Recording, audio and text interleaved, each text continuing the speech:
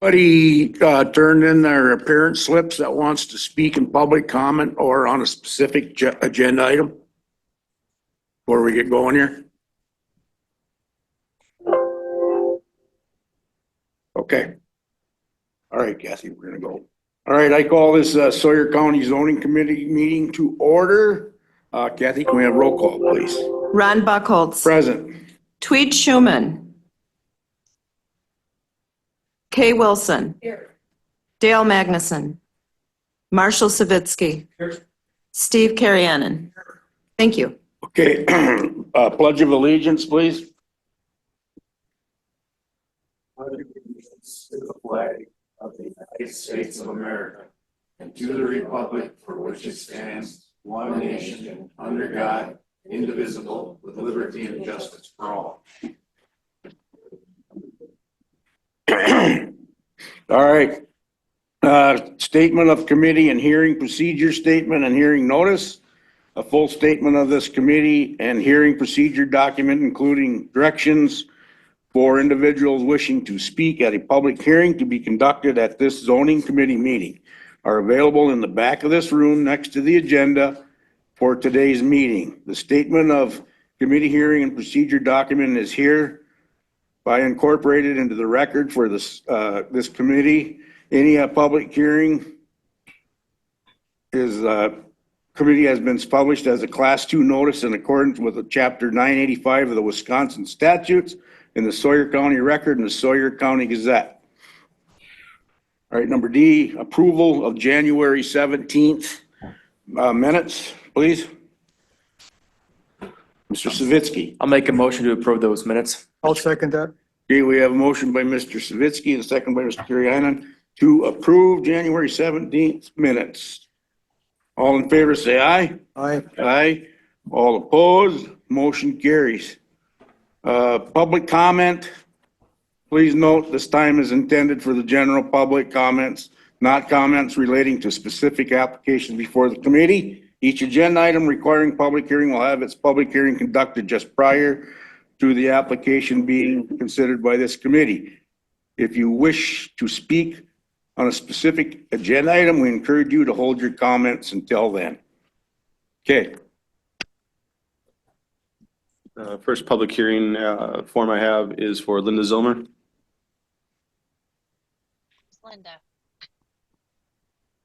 Linda Zilmer, Edgewater property owner, resident of Birchwood.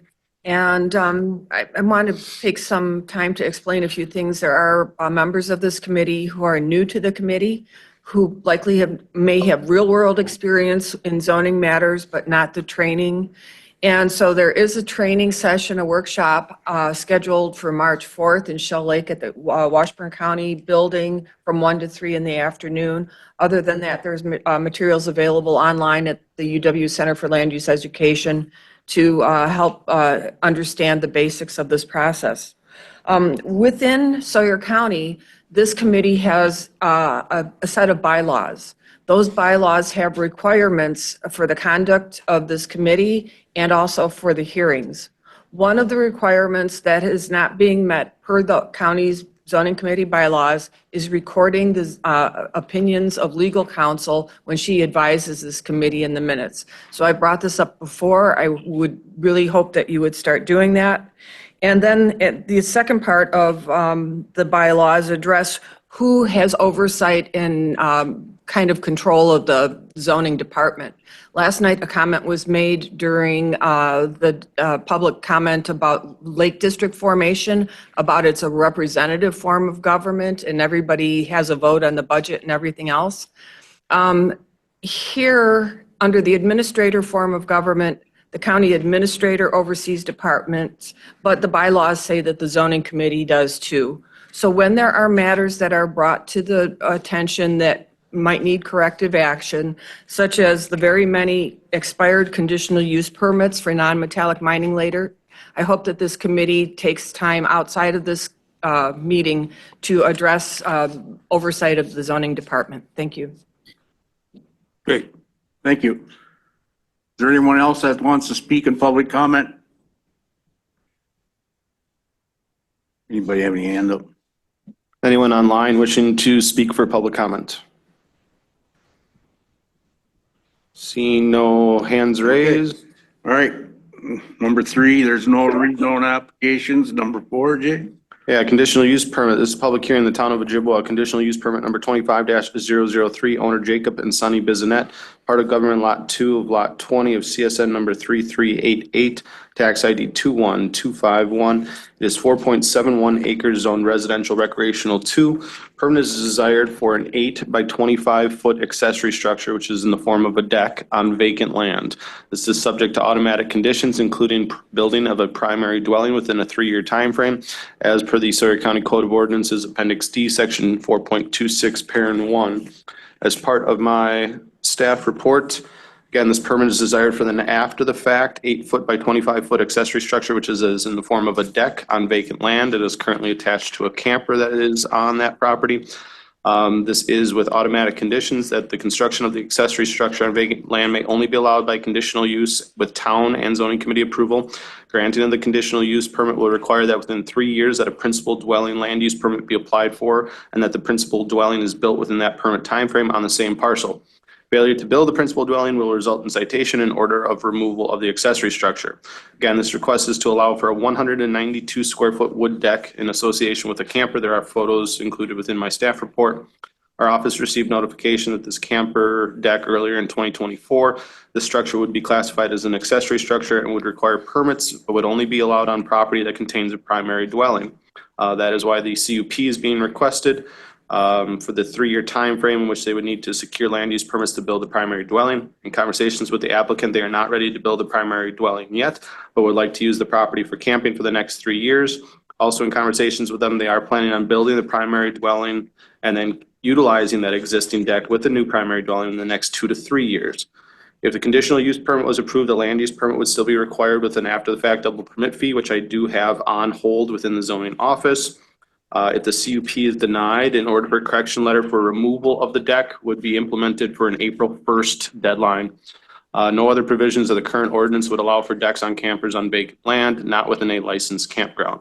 There's a list of potential conditions, including my staff report, that a land use permit would be required with a after the fact double permit fee, which again is pending and on hold within the zoning department. That a land use permit be required and applied for the principal structure within 3 years of the date of the zoning committee's decision. Failure to apply for that land use permit would result in citations and order for removals. That the proposed accessory structure meet all Sawyer County zoning and conservation requirements, including setbacks. The current deck location does meet applicable setbacks, and that the size of the accessory structure not to exceed the existing 8 foot by 25 foot. By action of the town board, motion was approved. Randy Niederkorn, chair, Robert Granica, supervisor, Greg Haberman, supervisor. No additional comments, signed Jill Pettit, town clerk. There were 5 comment letters or notification letters sent out to adjacent property owners.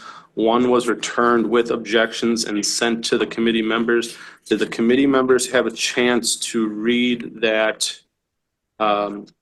opinion letter that was returned, or those statements that were Yes. returned?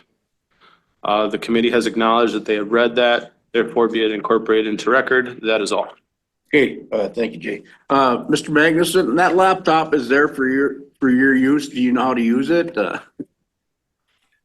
Okay, I mean, you can sit there and use it. They set it up for you, so.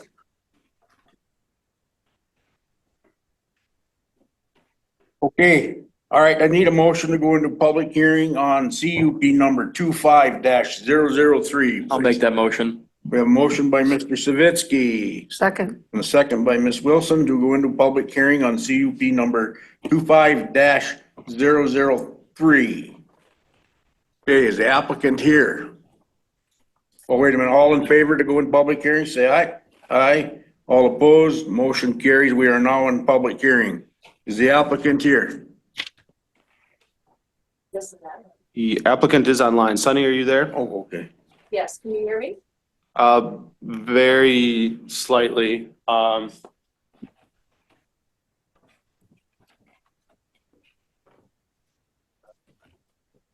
That any better? Yeah, a little bit. That's my max volume, so. Yeah, we got you now. You're good. I don't know, are there questions from the committee, or I'm not really sure what the procedure is? Well, we're just wondering if there's anything you want to address to this committee on your application. I don't really have much to add other than what's in your packet or what Jay has already said. Did attend the town of Ojibwa board meeting on February 10th regarding a request for a deck permit. I think as Jay had said, the town of Ojibwa board voted unanimously to approve the deck permit, and so we're just looking for the city approval from the county committee as well. We do plan on building a primary dwelling at this location within the time period. Is this an official use application? There is existing well, septic, electricity, fire number, everything at that property. We currently have a park model at this location. And so we're just looking for the deck to essentially access the park model. Are you sure that that's actually a park model? Because park models would not be allowed. I thought this was a camper as a recreational vehicle. It's technically, I think it's a destination. Destination camper, it might be. I'm not really sure the exact name of, but I think it would be a destination trailer or a park model. I don't have the title in front of me to look, but I mean, it does have wheels on it, so I guess it could be considered, a camper. I mean, Does it have registration? it does. Yeah, then it would be considered as a recreational vehicle. Yeah, I guess if you saw it in person, I mean, it's, large and has upstairs to it. I mean, it's not a camper that you would, see someone driving down the road. We can. So, but yeah, essentially, zoning committee, that is really all that we have. Okay. Does the committee have any questions for the applicant? There was a comment that made that in correspondence that there wouldn't be enough room on this piece of property to build a home, but Yeah, so ultimately, this property was granted a variance. I'd have to go back into the history, but I have done an on-site inspection prior to the Bissonnettes purchasing this property, that there was an approved variance back from the 90s that had no sunset clause on it. So they approved a footprint that would still be applicable to today's standards. So they were granted a variance. And I can pull that information up if it is pertinent to the committee's decision. Well, I would think as long as you got the document that there's a variance, this committee would be all right with it, right? It does. Yes, I agree, yeah, so. Okay. Any more? All right, is there anyone out there who would like to speak in favor of this CUP? Is there anybody out there that would like to speak in disapproval of this CUP? All right, Mr. Egworthy, you go first. You got 3 minutes, state your name and address. I'm not gonna time you, so keep it around the 3-minute mark, please. Okay. James Hackworthy, I'm here to speak in opposition. Hello, and thank you for taking the time to hear me speak about the property requesting the conditional use permit. My name is James Hackworthy, son of Dave and Patricia Hackworthy. I am here to represent the Hackworthy family who owns the property directly across the river from the applicants. Our family has a deep history in the area, all the way back to the logging days, specifically in relation to the conditional use permit. We have owned the property across the river from the applicants since the early 1970s. At this time, we had to canoe in to camp on the land. The land was bought from a Mr. Dinsmore who built a hunting shack that dates back to the turn of the century. We have maintained the historic cabin to this very day. It is the people here and the zoning rules, regulations, and time invested by all of you and the ones before you that have made this area such a beautiful and desirable place to live and spend time. The property in question was sold off, and there was someone who had a camper on it. We couldn't see it, we couldn't hear it. It was someone with a camper in the North Woods. They removed the camper according to regulation from December to March, and the shoreline was left undisturbed. Since then, things have changed. In the last few years, since the applicants bought the property, we have noticed aggressive removal of vegetation. We can see clear through to the dam road now. We have noticed backfilling and grading taking place. The camper on the property is never removed according to local regulation. The camper has a non-conforming deck built on it. That is the focus of the CUP, an after-the-fact permit for the deck to expand it. The property has been illuminated with strings of lights all the way to the now exposed shoreline, so bright they illuminate our property into the cabin. It is our observation these lights are on every night, even when the property is not in use. We have experienced a dramatic increase in noise and light pollution from these changes. The publicly available staff report indicates on page 1, as it was stated here in this meeting earlier, that the property owner has acknowledged they are ready to build a primary dwelling, yet it would like to use, they are not ready to build a primary dwelling, but they would like to use the property for camping the next 3 years. But the report also says, in conversation with the applicant, they plan on building a primary dwelling within 2 to 3 years, and the deck will be utilized in the new primary dwelling. Those are contrary statements. Call into question what is actually going to happen if the CUP is granted. The staff report has several points for finding of fact that are being considered. I would like to comment on some of these. Promote public health, safety, and general welfare. Proximity to the road setback would suggest no. The land here is very narrow from road to river, and the proximity to the road could be considered a safety issue. Encourage planned and orderly land use development. No, this is an after-the-fact conditional use permit for a deck that has been built on a camper that never leaves the property according to zoning. As stated before, what is going to happen with the properties is still in question. Protect property values and tax base. I can tell you this has hurt my property value. Preserve wetlands, conserve soil, water, and forest resources. No. Let me draw your attention to page 7 of the staff report. The photo provided by the applicants, which I think shows the grading and filling near the deck, requiring a permit of a 300-foot setback to river and wetlands. The photo shows how little vegetation is between the graded area in front of the deck and the river. It shows a makeshift bridge is also visible crossing a portion of the river's eddy. Sir, can you kind of wrap it up? We got. I'm just about done. Okay. After yearly high water, this type of structure often becomes litter down the shoreline.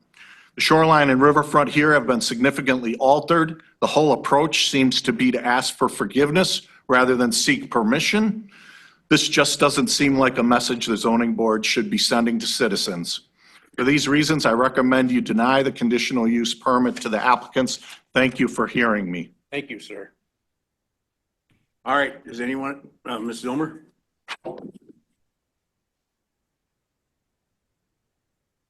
Linda Zilmer, Edgewater property owner, and this morning I sent the committee members and the county administrator 2 emails. One of them addresses this property and a later agenda item. The section of the zoning ordinance that the zoning administrator cited has to do with building accessory buildings on vacant land allowable before building a house. So generally what this committee sees are garages or pole barns or other structures to store things in or to get ready to build. It was never intended to build decks. So when the zoning department provides this committee with information, you should be provided with all the information. The other part that applies to this situation is the camping section of the ordinance. And if Mr. Buckholz can read or Jay can read, I think it's, because my phone wants to go.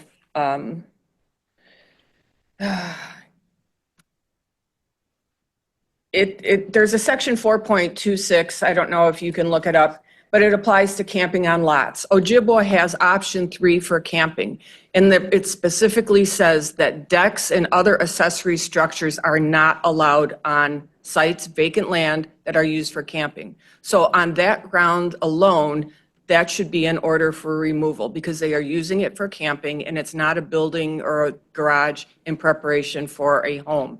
The second thing that I just heard, and it will come up, you have an agenda item about a definition 77, but the agenda does not show what it is.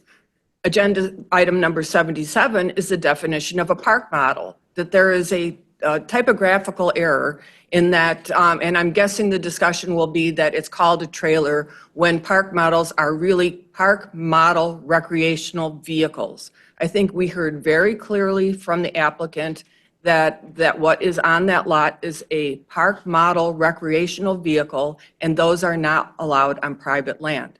So I understand that people want to allow people to do what they want to do with their property, but I believe this committee's obligation is to follow the zoning ordinance and now order removal of both the park model recreational vehicle and the deck. Thank you. Okay. All right. Does anyone else out there want to speak in opposition of this CUP? Jay, I just want to make a comment. The town of Ojibwa did they send out a letter to the applicant that they have to have that removed by whatever is December 1st? So the town of Ojibwa, as of about 3 years ago, had a town resolution in which they voted that they would allow individual exemptions on all campers within the town, that they would not be required removal from the December 1 to March 1 timeframes. So instead of going the official route and doing an ordinance amendment change to go to option 4, there is a provision within the general camping ordinance that does allow individual exemptions by the town. And again, the town has allowed a blanket exemption for all campers in the town of Ojibwa that they do not require removals of that December 1 to March 1 timeframe. Okay. All right. Does anyone else out there want to speak in opposition? Okay, if not, I need a motion to come out of public hearing on CUP number 25-003, please. I'll make that motion. And I'll second that Motion by Ms. motion. Wilson and a second by Mr. Savitsky to come out of public hearing on CUP number 25-003. All in favor, say aye. Aye. All opposed, motion carries. We are now out of public hearing.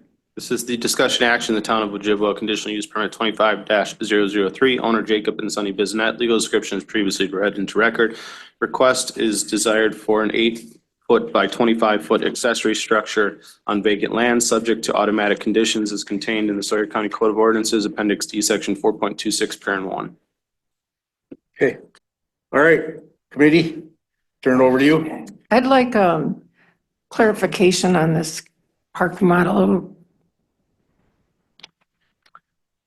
I had additional there. photo sets. Let's see if I can find them. I did not view this property. This was viewed and photoed by our code enforcement officer several months ago. See if I can bring up that email though. But when I originally was looking at the photos, it was not something that looked like as a recognized park model.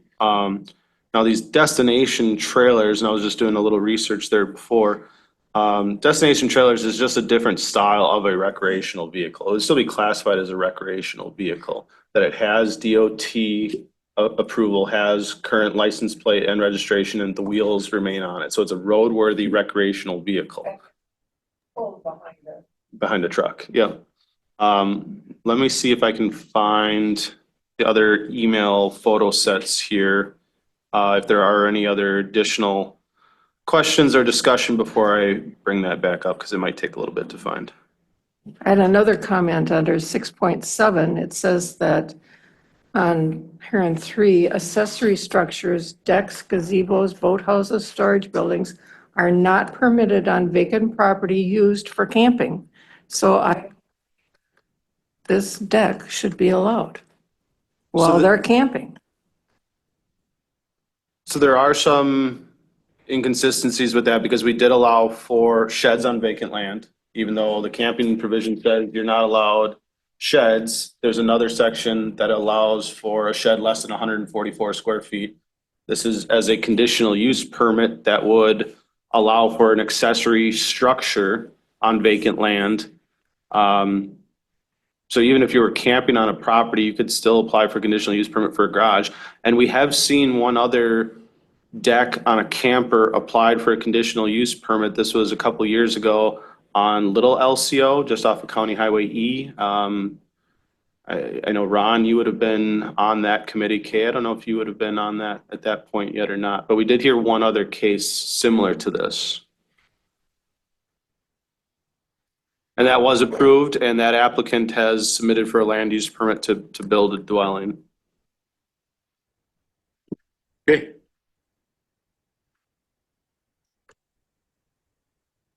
Anybody else? We either gotta make a motion to approve it or deny it. I'm turning it over to you guys. Make your decision so we can get going. Yeah, so I do have the photo sets. Let's see if I can share this. I would view that as a recreational vehicle. This is not what you would typically see as a park model. Figure out how to share that again.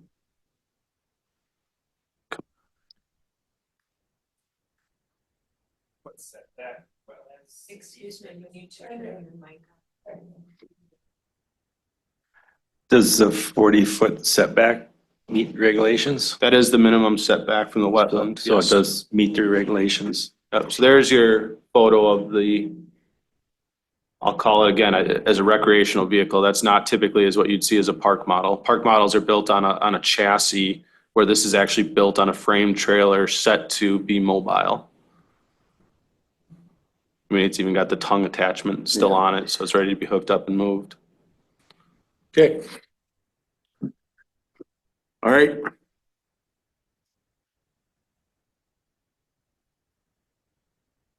Anybody? Rebecca has her hand up. Rebecca, go ahead. Yes, good morning, everyone. As the committee goes into discussion on this issue, you've heard what I consider a lot of new information in the public hearing and comments or other external correspondence. I know from my perspective, there's issues here that I'm not familiar with that may have a legal impact on your decision. So keep in mind that one of your options would be to table this to your next zoning committee so this new information can be investigated in greater detail. I would hope that the applicant would agree to that. I know it's not as efficient business for the committee to put something off to another month. But again, given that there has been new information, new facts, and other questions, if the committee feels that it doesn't have all of the information to make a proper decision, that is an option for the committee to table to a date certain in order to investigate this new information. Just an option for the committee to consider. Thank you. Yeah, I kind of agree with that, Rebecca, because this committee is not sure how they want to go about this. So if they might want to need that new information to take another look at this. And I'm okay with Jay's okay and the applicant's okay with tabling it until the next meeting. If I could ask, this is Sunny Bissonnette. Yeah, go ahead. Okay, so I wanted to address Mr. Hackworthy's statements. Just a couple of them. I mean, I don't know if it's really relevant to asking to people deck at our property. But just for whatever it's worth, we do have solar lights outside. They're solar, they're low wattage. They mentioned something about lights being on all the time, but they're, like I said, they are low wattage solar lights. The photo that you're showing here, that's not a photo that we submitted. That was taken during the fall, so that would significantly reduced vegetation that was mentioned. And we also have asked the town of Ojibwa each year, if we needed to remove the camper, and they had stated that we did not have to do that. So I just wanted to address that, and then the other question I had is just, what new facts are you speaking about? It sounds like there's more opinions being stated, but I don't know what new facts have been presented. Good. So I guess what I want to know is what this committee wants to do. I mean, we got to make a decision one way or another on it. You heard from legal counsel, we can table it. And I guess just sitting here with you and nobody wants to make a motion to approve it or deny it. So I'm thinking that maybe this is something that we want to table until the next board meeting, committee meeting. So.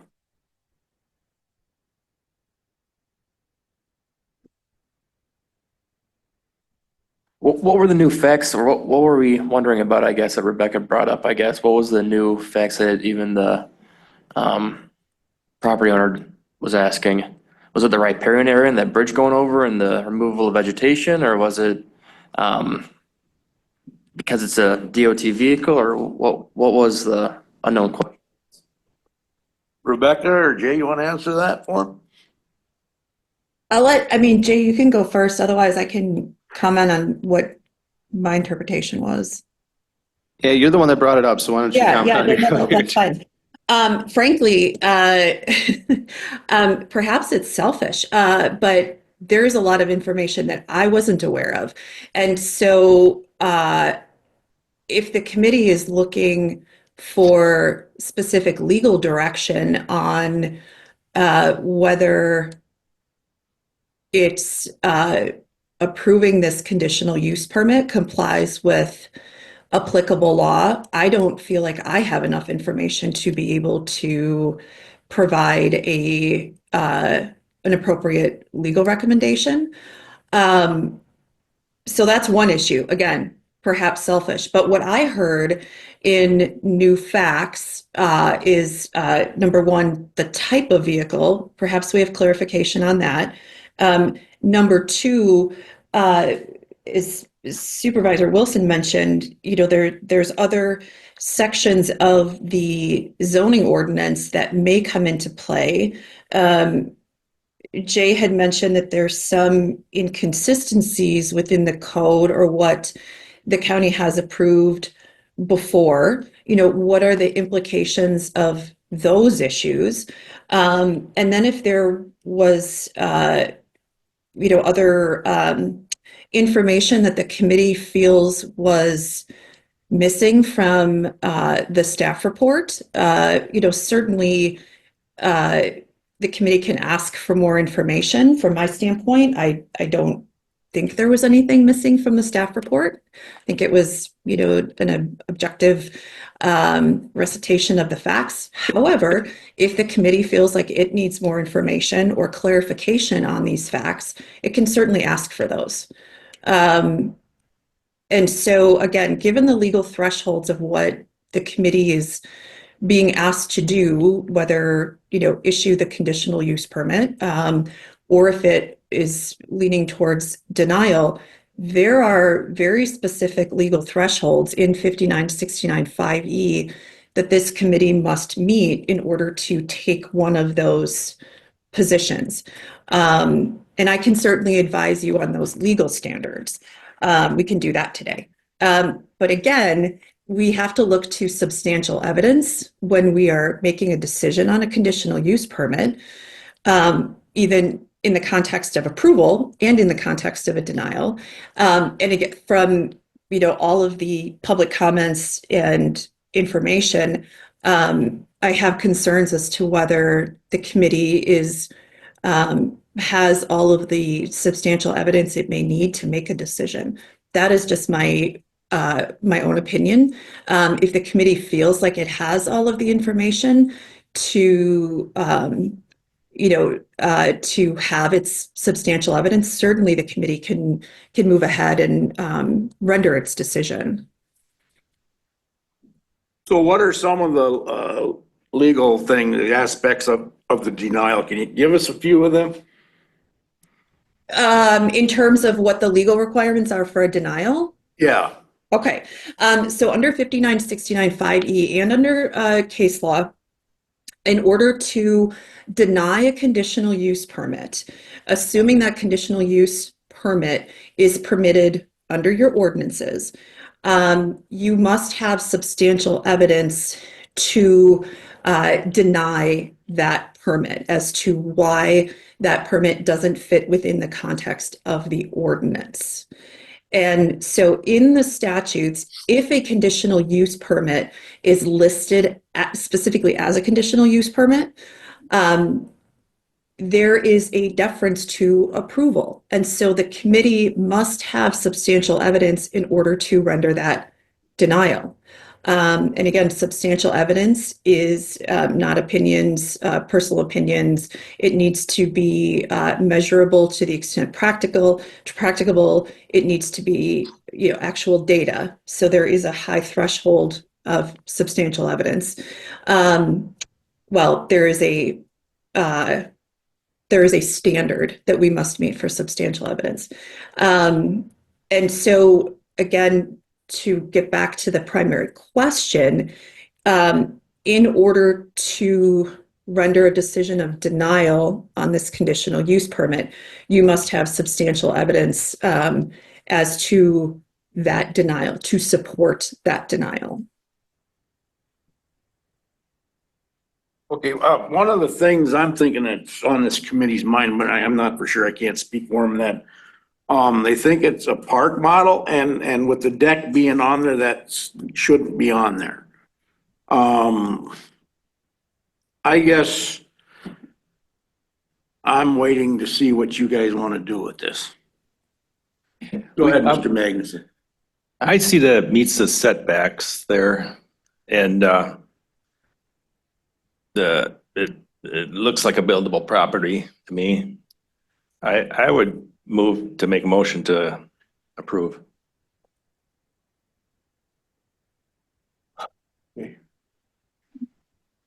I was gonna say the same thing, Jay. It sounds like we already did this once on a little LCO.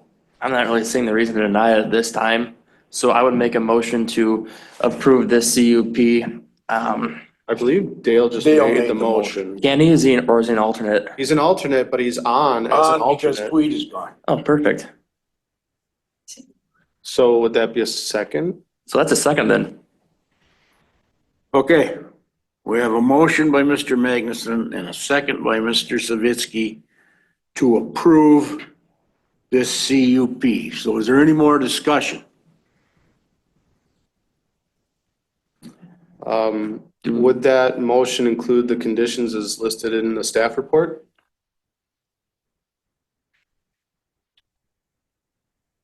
He's not sure how he has to do that. I'm not sure. We're gonna have to walk him through it.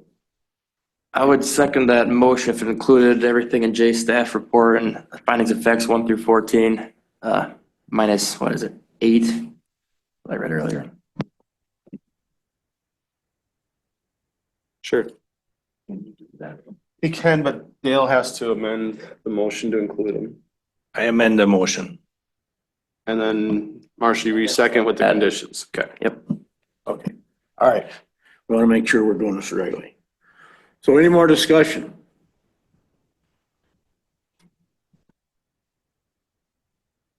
Okay, Kathy, let's do a roll call, please. Ron Buckholz, Yes. Kay Wilson, No. Marshall Savitsky, Yes. Steve Carrianen, Yes. Dale Magnuson. Yes. Thank you. Okay, 4-1. motion carries to approve. All right, moving on. This is a public hearing. The town of Draper, conditional use permit 25-004, owner Eugene Burt, part of the northeast one quarter, the northwest one quarter, section 11, township 39 north, range 4 west, tax ID 6634. It is 39 total acres zoned agricultural 2. Permit is desired for the perpetual family burial plat as per the Sawyer County Code of Ordinances, Appendix D, Section 17.5, Parent B, Parent 21, as a like or similar use as to a cemetery. Let me get to the packet here.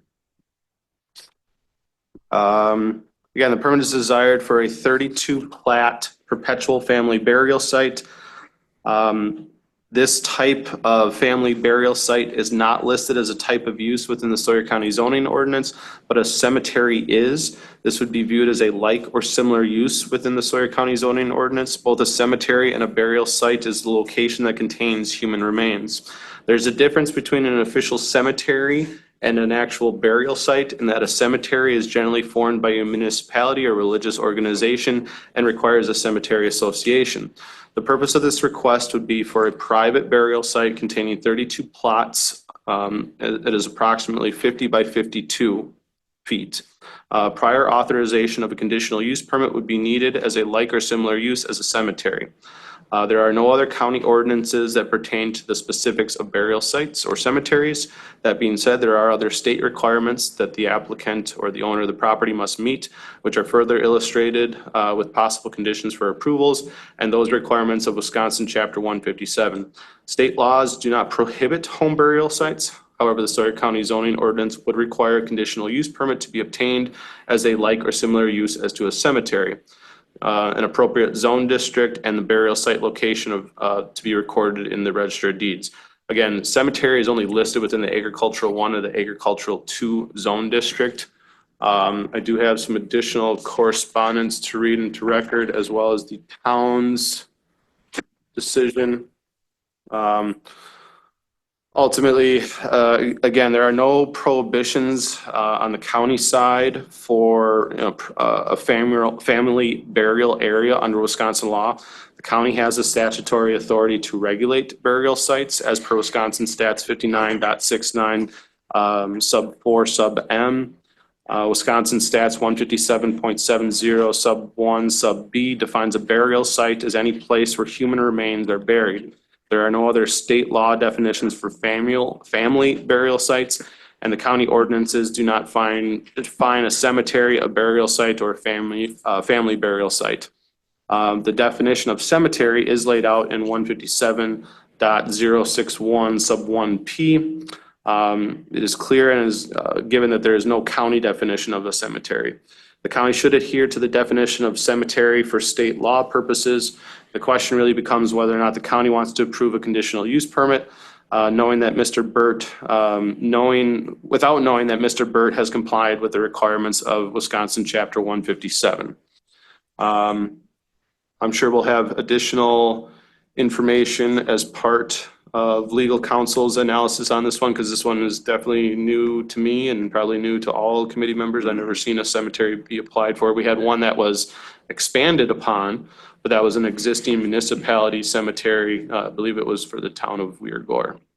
As a list of possible conditions, I've listed that the burial site be recorded within the Office of the Register of Deeds. We have obtained a preliminary survey that shows the outlot for the family burial site, that the burial site not to exceed 32 plats with an approximate size of 50 by 52, must obtain a Sawyer County site address for the burial site location, and must meet all other town, county, state, and federal laws, including those of Wisconsin Chapter 157. Per the town's decision, the town did send an additional letter and correspondence that was sent to the committee members. Did the committee have a chance to read the town's decision letter? Yes.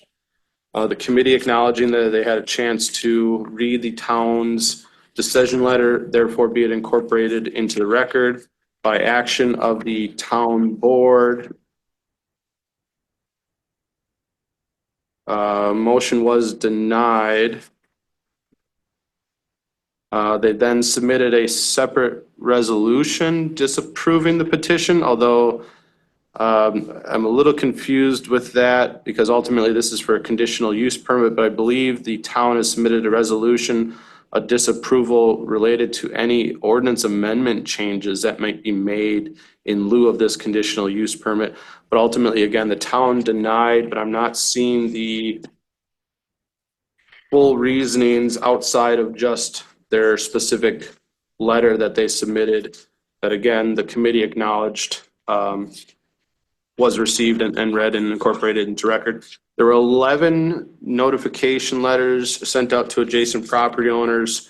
I thought we did receive some in opposition. I thought there was adjacent landowners that had objected to.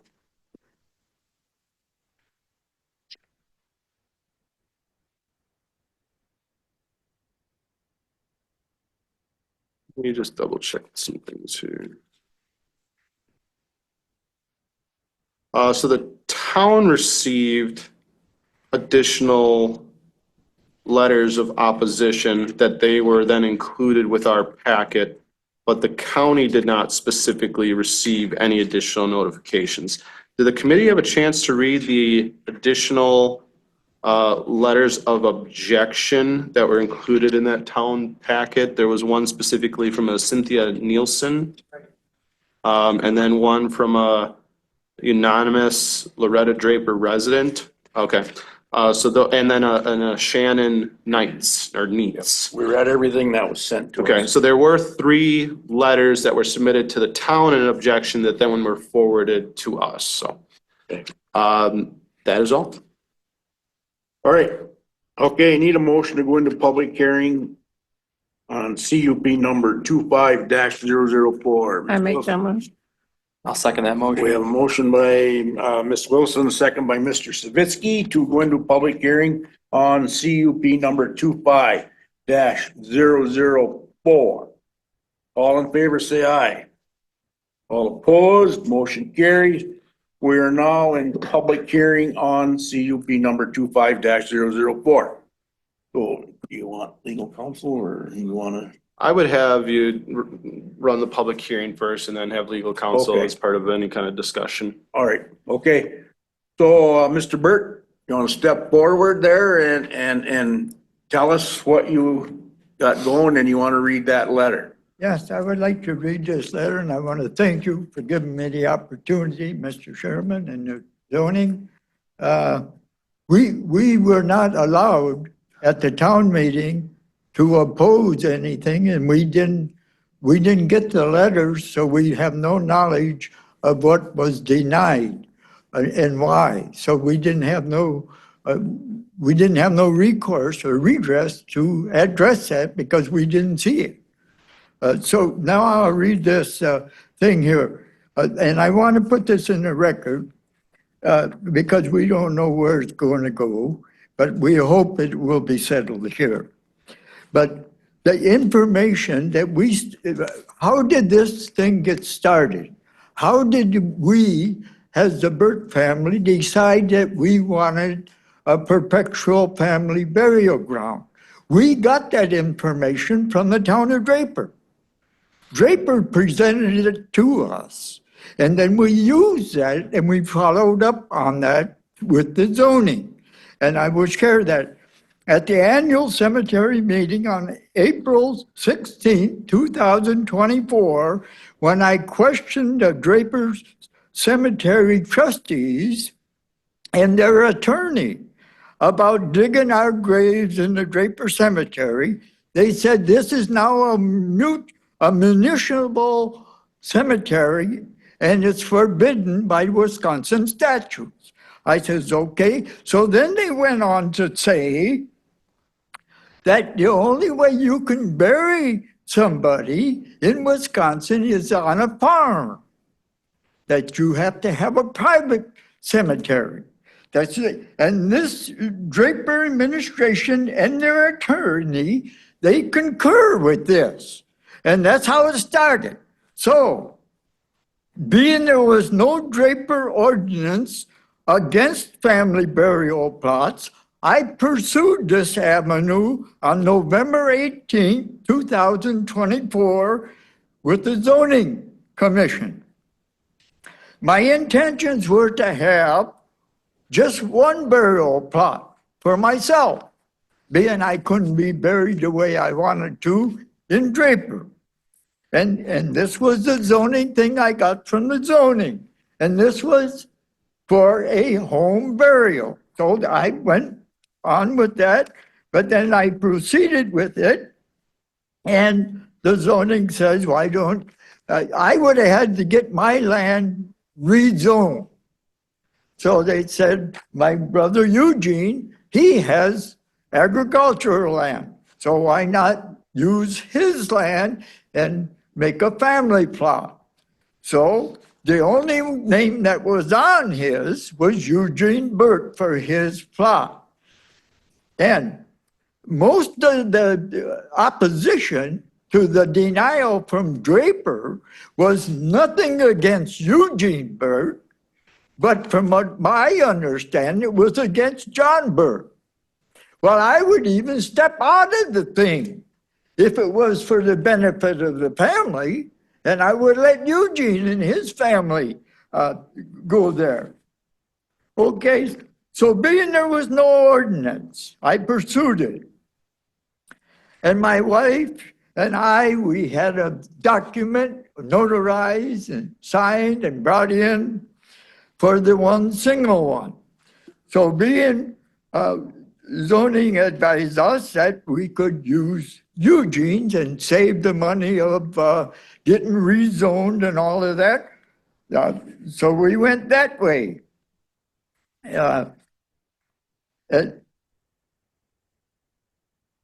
Being it was already agricultural. So then Eugene now, when I presented this to him and he signed it, he wanted to be buried on his own land. His 6 children wanted to be buried on his own land and their grandchildren. And then whoever else in the family, that would be fine. But it was his land and his plot, not mine. And they contested my land, my plot. See, and that's what I'm contesting. They brought it up. Okay, so for 2 full months, Eugene and his children helped clear this land. And then we had it surveyed because they're legal throughout Wisconsin, and there's precedences set for that fact. So then I found out that there is one here in Sawyer County, and it's over off 12425 North Ross Road in Hayward. The phone number is 715-462-9405. And they got another number, 715-462-3631. And their family owns the Ross Teal Lake Golf Club in Hayward. And this here, I got this information from people that work in the Sawyer County here, right in this department here. So now I called the number, but I didn't get a response from it. So, but that's what I got from here.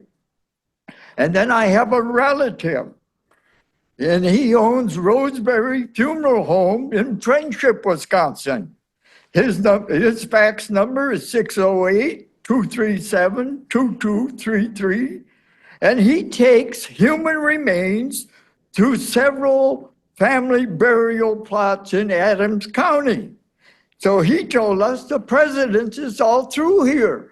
And so he says to go ahead with it. So this is another person of authority. So we took his information. And then Bill Anderson, who did the surveying, he had 3 of these precedents set in Douglas County. So now all of these things are falling in place, and we think they're legal. So we did a lot of work and expended a lot of money and time. And we feel that people of authority advised us. So this is where we went. Okay, now over the past 50 years, I worked with all of the funeral homes in Sawyer County, every one of them. And now I work with Nash Jenkins out of Ladysmith, the funeral home there, and that's how I started up the natural green burials in Draper Cemetery. And we had 3 of them in Draper. And they take the body, and then we pick it up and we bring it back, and we did that system in Draper. We had no problem. The whole community was there. The whole Draper Cemetery was full of people. Everybody approved it. So they tried to get something against John Burt. John Burt's been working with the funerals for 50 years in their funeral home. And nobody has any problem with me working that way. And I did funeral services for the wife and the son of the current chairman of Draper. He had no opposition for a guy to call me to come to his home to solace him when his wife died and his child died. So I go there and consult them. And then I gave the funeral for his wife and his son. But yet he gives opposition. Why? I'm kind of puzzled. When somebody passes away in Draper today, I'm usually the one that they call. And I'm working in the Draper Church. And I give funerals in the Draper Church. I preach in the Draper Church. So why do they oppose me and are coming forward to have a private cemetery? They don't want to have us do it traditionally at the Draper Cemetery. They don't want us to have our religion in the Draper Cemetery. So why don't they let us have our own? We don't harm nobody. So that's why we're going that way. And then I would give you a number of Brenda Adler. She worked in the town of Draper for over 20 years. She corresponded with me working in the Draper Cemetery for all these years. I marked off the lots on all these cemeteries, all these lots for the people. I gave the burials for the citizens of Draper in this cemetery. And Brenda Adler can verify that fact. And I'll give you her number, 715-266-5779. And then most people probably know her also from here. And then Grace Heath, that's the wife of Dave Heath that worked in the zoning office or the county office here. He was a personal friend of mine, so was Grace Heath. Grace Heath is a pioneer in Draper, and she would verify everything that I say to you here today. We have coffee together, same as I did with Grace, and I'd have coffee with every one of you here also. I like people, and we like to communicate with people and work with people, but we don't like to get picked on.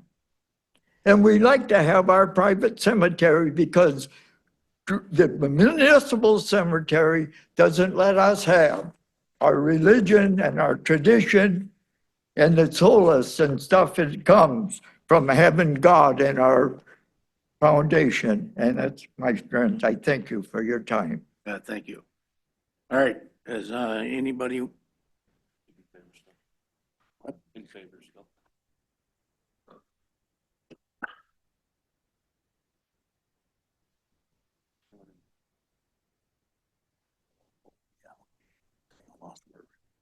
All right, does anyone out there want to speak in favor of this CUP? Anyone out there want to speak in opposition of this CUP? First one I have is Steve Beining. Morning, everybody. Steve Beining, Town of Draper Supervisor, 8225 North Blaisdell Road, Loretta. I'm also the Chair of the Plan Commission, which also puts me on the board and the Cemetery Trustees Committee through the bylaws when the old cemetery, which fell into disrepair, was turned over to the Town of Draper back in 1984. So what ended up happening here, the precedent is when cemeteries fall, into disrepair for a certain period of time, in this case, WTA guidance says After 5 years, if a cemetery is not taken care of, the town has to take it over. So we have the current cemetery already. The Burts have over 30 plots in this current cemetery.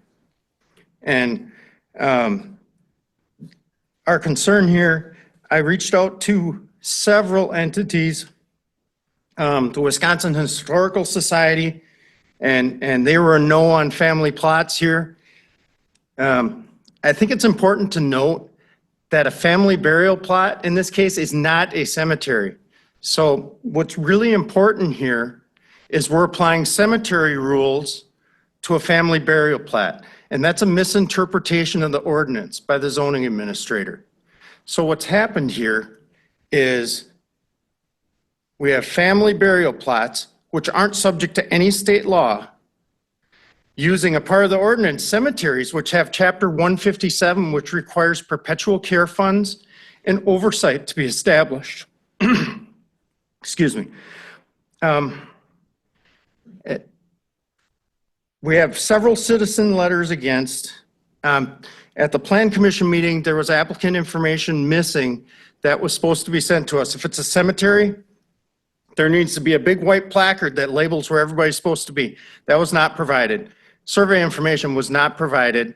The cemeteries that the applicant cited did not have examples provided to the Plan Commission. So based on what we had at that time, we were a no.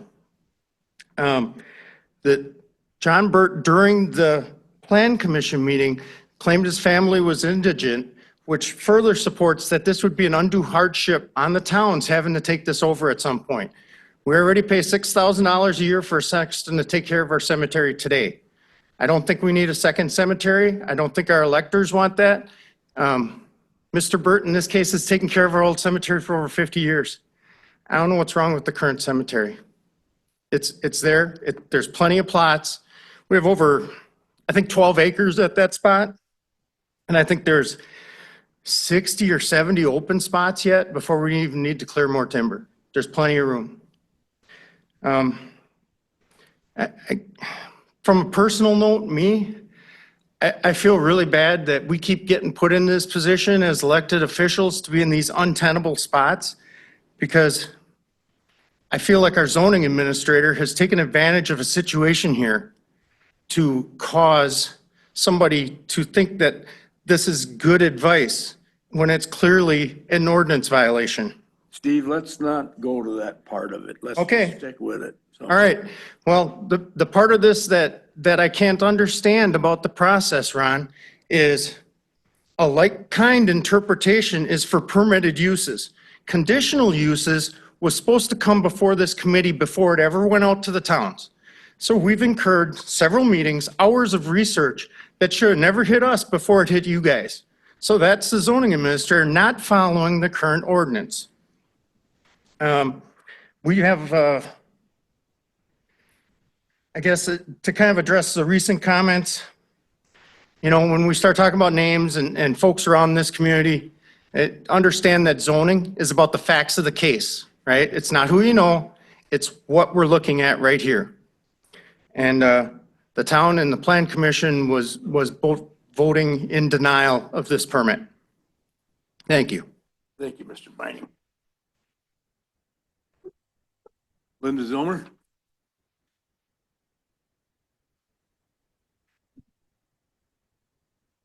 Linda Zilmer, Edgewater property owner, and I've been attending these meetings 20-some years now because I was personally involved in a zoning matter, and I didn't want to see other people treated as I was treated. And I've worked really hard to make public comment so that the facts are considered and that the zoning ordinances are properly applied. So it really bothered me that in this last action, you went against your own zoning ordinance when you could have gone and done the facts and heard the conditional use permit next month. And this is not, and I always talk about things in terms of process because I don't want to make it personal, but having been here 20 years, when you have something like, is a cemetery the same thing as a family burial plot? Before that zoning office even accepts an application or money from anybody to bring it to you, that should have been put on as a new business agenda item matter for the zoning committee to discuss. What is a cemetery and what is a family burial plot? A cemetery under section, or state statutes 157 is very different. And everything Mr. Binding says about they are highly discouraged from towns association and because of the upkeep and legal ramifications is true. And I would have hoped that had this been brought to you properly beforehand, you would have made a determination that a family burial plot is effectively prohibited by your zoning ordinance because it is not a listed conditional or permitted use. A permitted use of a cemetery is under state statutes 157. A burial plot is not. And so what Mr. Binding says about, and I will do this in private correspondence afterwards, things keep coming to towns that never should have. And the towns are taking the heat for it for matters that should have been brought to you. So I would hope that you would deny a conditional use permit for a family burial plot, and it is not a cemetery. Thank you. Anyone else want to speak in opposition? Anybody online, Jay? Anyone online wishing to speak in either favor or against the proposed conditional use permit? Seeing none. Okay. All right. So if there's no more, I need a motion to come out of public hearing on CUP number 25-004, Mr. Savitsky. I'll make that motion. I'll second it. We have a motion by Mr. Savitsky and a second by Mr. Kariainen to come out of public hearing on CUP number 25-004. All in favor, say aye. All opposed, motion carries. We are now out of public hearing. This is the discussion action for conditional use permit 25-004. Owner Eugene Burt. Legal description is previously read into record. The permit is desired for a perpetual family burial plot as per the Sawyer County Code of Ordinances, Appendix D, Section 17.5, Parent B, Parent 21, for a like or similar uses to a cemetery. So this again is a new request that I've never seen for whether it is for a cemetery or for a family burial plot. There are no requirements, there's no language, there's no reference to a family burial plot within the Sawyer County zoning ordinance. And I can flip the mindset if it's not even discussed or listed within the ordinance, there may be no conditional use permit that's needed at all, and he just needs to follow state statutes. So that's a very, very fine line that you're walking, where there may be no county regulation for these processes and goes directly to state statutes. We can have legal counsel address that as well, but be careful with what you wish for on that. We have a cemetery aspect listed within the conditional use permit clause, a cemetery, mausoleum, or a columbarium. I would say that those are like or similar uses as to a perpetual family burial plot, and that we're burying bodies in the ground. That is where I had taken the conditional use permit aspect and said that this is a like or similar use. It was really as the creation of the staff report where I actually realized that, well, cemeteries have a whole different requirements within the statutes than a home burial. There's nothing that prohibits home burials within Wisconsin statutes. We'll have the discussion with the committee as well as legal counsel. Okay. All right. Before we go into turning it over to committee, we're going to hear from legal counsel on this. So Rebecca, would you come on and tell us what we got here? You bet. You've got a lot of different legal issues on this one. This is straight out of a law school exam, frankly. So let's start with the ordinance definitions and whether this is even appropriately in front of the committee. As Jay indicated, the term cemetery is not defined in your ordinances. So what do? We look to state law. The definition of cemetery in state law is any land, including any mausoleum on the land that is used or intended to be used exclusively for burial of human remains. That's the definition that we look to determine whether this is a similar or like use. Because again, cemetery is not defined in the ordinances, nor is family burial site. Family burial site is not defined in the Wisconsin statutes. There is no case law. In addition to Chapter 157 of the statutes, we also have a plethora of Wisconsin administrative codes that regulate disposal of human remains. We've got administrative code provisions from the Department of Health Services. We've got administrative codes from the Department of Safety and Professional Services. So there's this other body of law that applies to what it is Mr. Burt is requesting. Okay. So again, back to why we're even here as a conditional use permit and whether it is appropriate given that this is a cemetery. I think based on the definitions, I think what is being proposed may fall under this like or similar use as a cemetery. Now, that being said, we also have to look to what are the state requirements for a cemetery. And those are, again, set forth in Chapter 157 and other places within the administrative code. And the statutes have a whole plethora of requirements of what a cemetery must have in terms of an association and in terms of other legal requirements. And when we kind of get down to brass tacks here, the question for the committee is whether you feel that all of those legal requirements in the state statute have been or will be met. And again, there is a whole lot of facts. But again, because we're looking to the state statute, you have to decide whether all of those statutory and administrative code requirements have been met, and whether you're comfortable, if you approve the conditional use permit, whether they will continue to be met.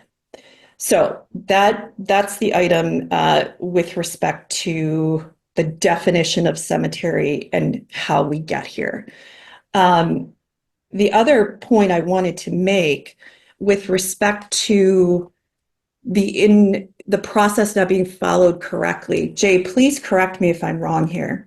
But in looking at the county ordinances or the bylaws, it doesn't require that the conditional use application be heard by the zoning committee, the county zoning committee first.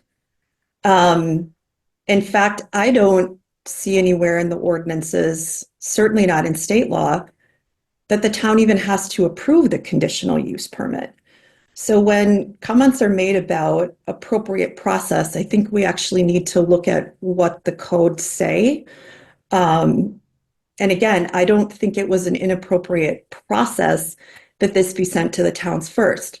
My recollection is usually that the argument is things are not sent to the towns appropriately and the towns are not given enough notice. But yet here, the concern is that it went to the town first and it shouldn't have.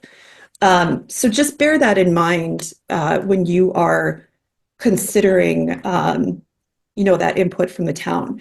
The town clearly went through a very detailed process in considering this application, and they submitted very detailed correspondence to justify their recommendation. And absolutely, the committee should take that into consideration.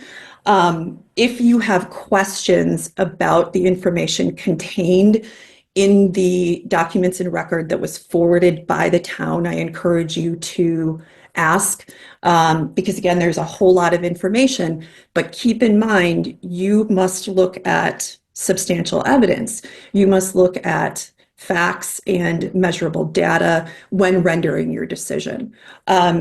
So that is my recommendation on the evidence that you should be considering with respect to this conditional use permit. There's other questions that I had with respect to the actual plating process that I don't think we need to get into today unless you have questions.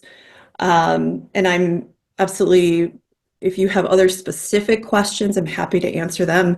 I know that is a lot of legal information, but again, we've got a lot of legal issues going on this one. So I'm happy to answer any questions or further clarify if the committee still has questions on what it is you were being asked to do from a legal perspective. Committee, got any questions for Rebecca? Now is the time to ask. This is a big deal here, so. Could you give us an executive summary of what you just said? There was a lot to absorb there. I know, and I thank you for that question because that is exactly what I want to do because I know that I just gave a lot of information. With respect to whether this is a conditional use permit, whether you can even approve it under the ordinances, we don't have a definition of cemetery in the zoning code. So we look to the state statute of what the definition of cemetery is. If you think that what is being proposed meets that definition of a cemetery, or that it is a like or similar use, which is being highlighted on your screen right now, then you can approve this, even though what is being said is not a cemetery. That being said, if you approve this, keep in mind that there are a whole bunch of state requirements that accompany this proposed use. And are you comfortable that all of those state requirements will be met? That's what I encourage you to consider.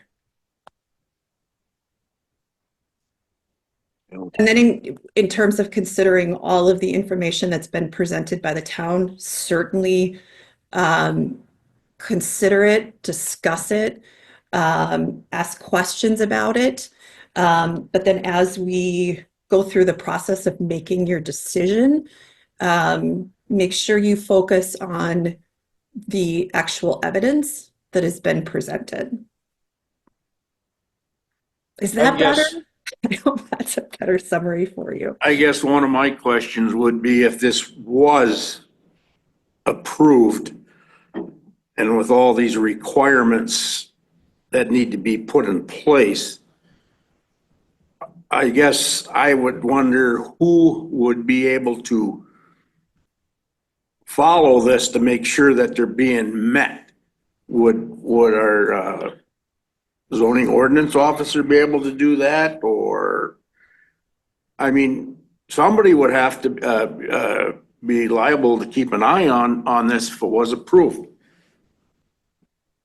So I guess.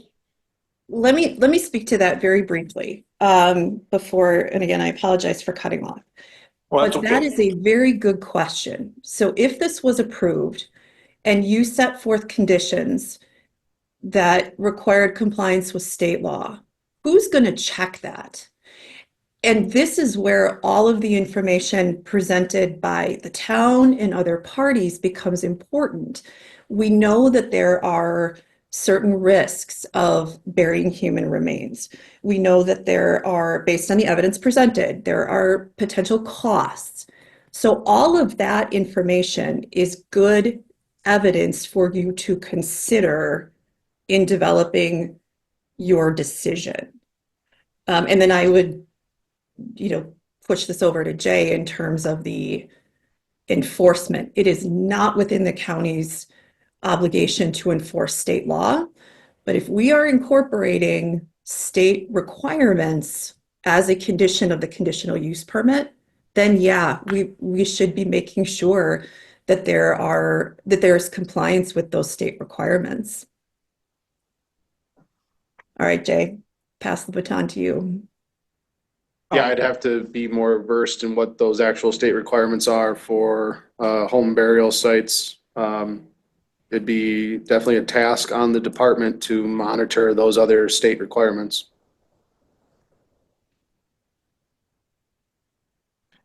I'm leaning toward tabling this until we learn more about those state requirements before we weigh in on this.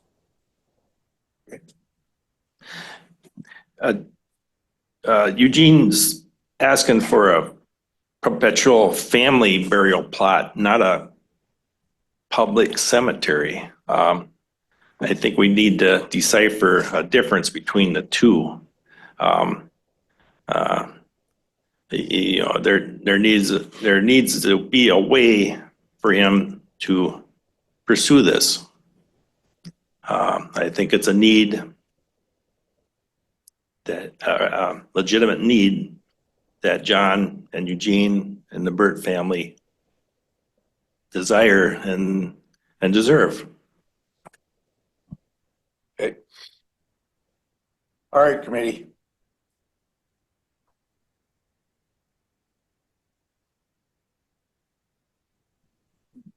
I'd make a motion to postpone this until the next zoning meeting. I'll second that.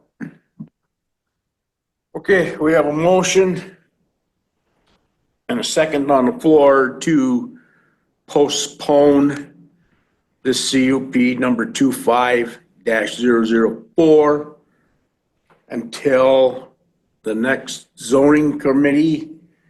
And what are we looking for? A definition of the state requirements for that? Okay. All right, is there any more discussion on this? Kathy, let's do a roll call. Kay Wilson, Yes. Marshall Savitsky, Yes. Ron Buckholz, Yes. Steve Carriennen, Yes. Dale Magnuson. Yes? Thank you. All in favor.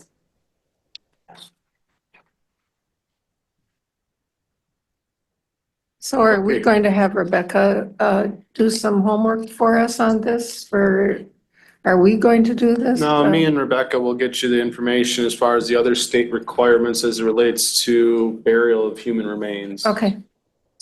Yeah, and we've, just briefly, Jay and I talked about those state requirements, so we can, certainly provide more information than what was provided today. I will just say that the definitions in the statute are clear. What is the challenge for the committee will be deciding whether those definitions apply to the proposed use. So, we will certainly do our best to answer all of those committee questions. And it's definitely something that we should, keep on the radar, because I do get asked probably once a year about either home burials or green burials. Those that, may just want to, and this is morbid to say, but bury, grandma and grandpa in the backyard under the old oak tree. I get those requests every year as to how that process goes. And initially, I've always told people they need to apply for conditional use permit as a like or similar use to a cemetery, because I would think that this committee would at least want to hear that as a conditional use permit.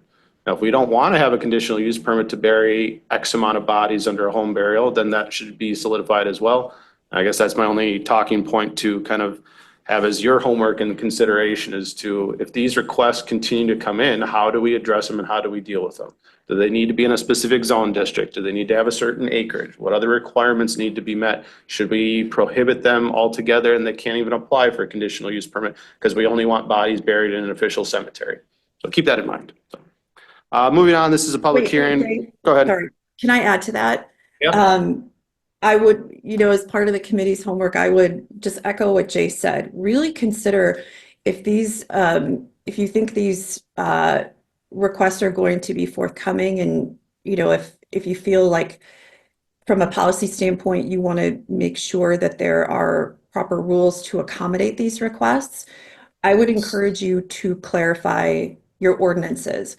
Those other counties that were referenced, I believe it was Douglas and Adams, the first response I would have to that is, what does their ordinances say? The one thing that is crystal clear is that in chapter 59 or 5969, you do have authority to adopt more specific ordinances relating to burial sites. So if this is something from a policy standpoint you feel is worth pursuing, then consider that as your next steps. Well, I kind of agree with that though, but there's just, so much in the fire right now that to do another ordinance is overwhelming. I see it's something maybe that we do need to take a look at. If Jay feels that there's going to be more of these coming through, and I think this zoning committee and should have some kind of an ordinance somewhere down the line to do this. Either we don't want to do it or we do want to do it or whatever, but we should have something in place. So we're not going through something like this all the time when that comes before the committee. So, okay. Next conditional use permit, this is a public hearing in the town of Sand Lake, conditional use permit number 25-005. Yes, owner Jay and Lisa Deverall. This is tax ID 28708. It is 1.5 total acres, split zone between forestry 1 and residential recreational 1. Permit is desired for the construction of a 45 by 65 garage with upper storage area, including supplemental bathroom. Garage would be located on the west side of West Shore Lane, which is a town road. This is per the Sawyer County Code of Ordinances, Appendix D, Section 4.26, Parent 2 and Parent 3. As part of my staff report, again, 4.26 Parent 2 is that the accessory structure cannot be constructed on that parcel containing the principal structure due to an inability to meet setbacks. The 45-foot by 65-foot garage could fit on the lakeside portion of the property containing the dwelling, but setbacks would be very tight and would potentially eliminate any future alternative drain field locations. For lakefront parcels, as the exemption of 4.26 Parent 2, if the town and zoning committee determine in their findings of facts that the placement of the accessory structure on the adjacent parcel divided by the public roadway that does not contain the principal structure lessens the impacts of impervious surface runoffs to the lake, that this proposed structure could fit on the lakeside, but the proposed location would lessen the impervious surface impacts. The proposed location for this new structure would be approximately 400 feet from the ordinary high water mark of Sand Lake. That the proposed adjacent parcel is within 66 feet. Ultimately, this is the same parcel of land. It is just divided by a public roadway. That the proposed adjacent parcel meets the minimum square footage. This proposed structure and meets all applicable Sawyer County zoning ordinance setbacks. This proposed structure would meet all applicable setbacks. Other accessory structures already exist on the backside of West Shore Lane in this area. Conditional use permit may be approved by the zoning committee in any zone district, provided that the town has approved the conditional use permit and they're bound by a deed restriction. Again, the deed restriction is not needed on this because it is the same parcel of land. The town has approved the application, which I will read next, and does have additional conditions as set forth. And that in a platted subdivision, that it's not to exceed 1,200 square feet and 18 feet in height. This is not within a platted subdivision, so the requested size of 2,925 square feet and less than 35 feet in height would be the requested size. Again, the applicant is requesting to build a structure that's 2,925 square feet on the backside of West Shore Lane from where the primary dwelling is located. In conversations with the applicant, that this garage is to be used for a storage area for vehicles and other recreational equipment such as boats and snowmobiles. It would include a personal shop and professional office area and bathroom. The applicant would not be allowed to create habitable living area within this accessory structure and may not contain beds, bedrooms, or kitchen facilities. The current dwelling is on the same parcel of land divided by a town road. The proposed garage could fit on the lakeside portion, but would be very tight on the setbacks and potentially take up area for a future drain field. The proposed location would lessen the impervious surface impacts. It would be approximately 400 feet away from the water at the nearest point. It would also meet the other provisions of 4.26 sub 2 and sub 3. This property is not located within a platted subdivision and would meet all other setbacks. As a list of my possible conditions, that no habitable area be allowed within the structure, including beds, bedrooms, or kitchen facilities. No commercial use or operation would be allowed in the structure. The size of the proposed accessory structure not to exceed 2,925 square feet and less than 35 feet in height, which is the max height for structure. must follow all other town, county, state, and federal regulations, laws, and conditions, including an additional driveway permit and applicable sanitation requirements if pressurized water or plumbing fixtures are installed within the proposed accessory structure, that a Sawyer County land use permit is required prior to construction of the garage, and the conditional use permit goes with the property.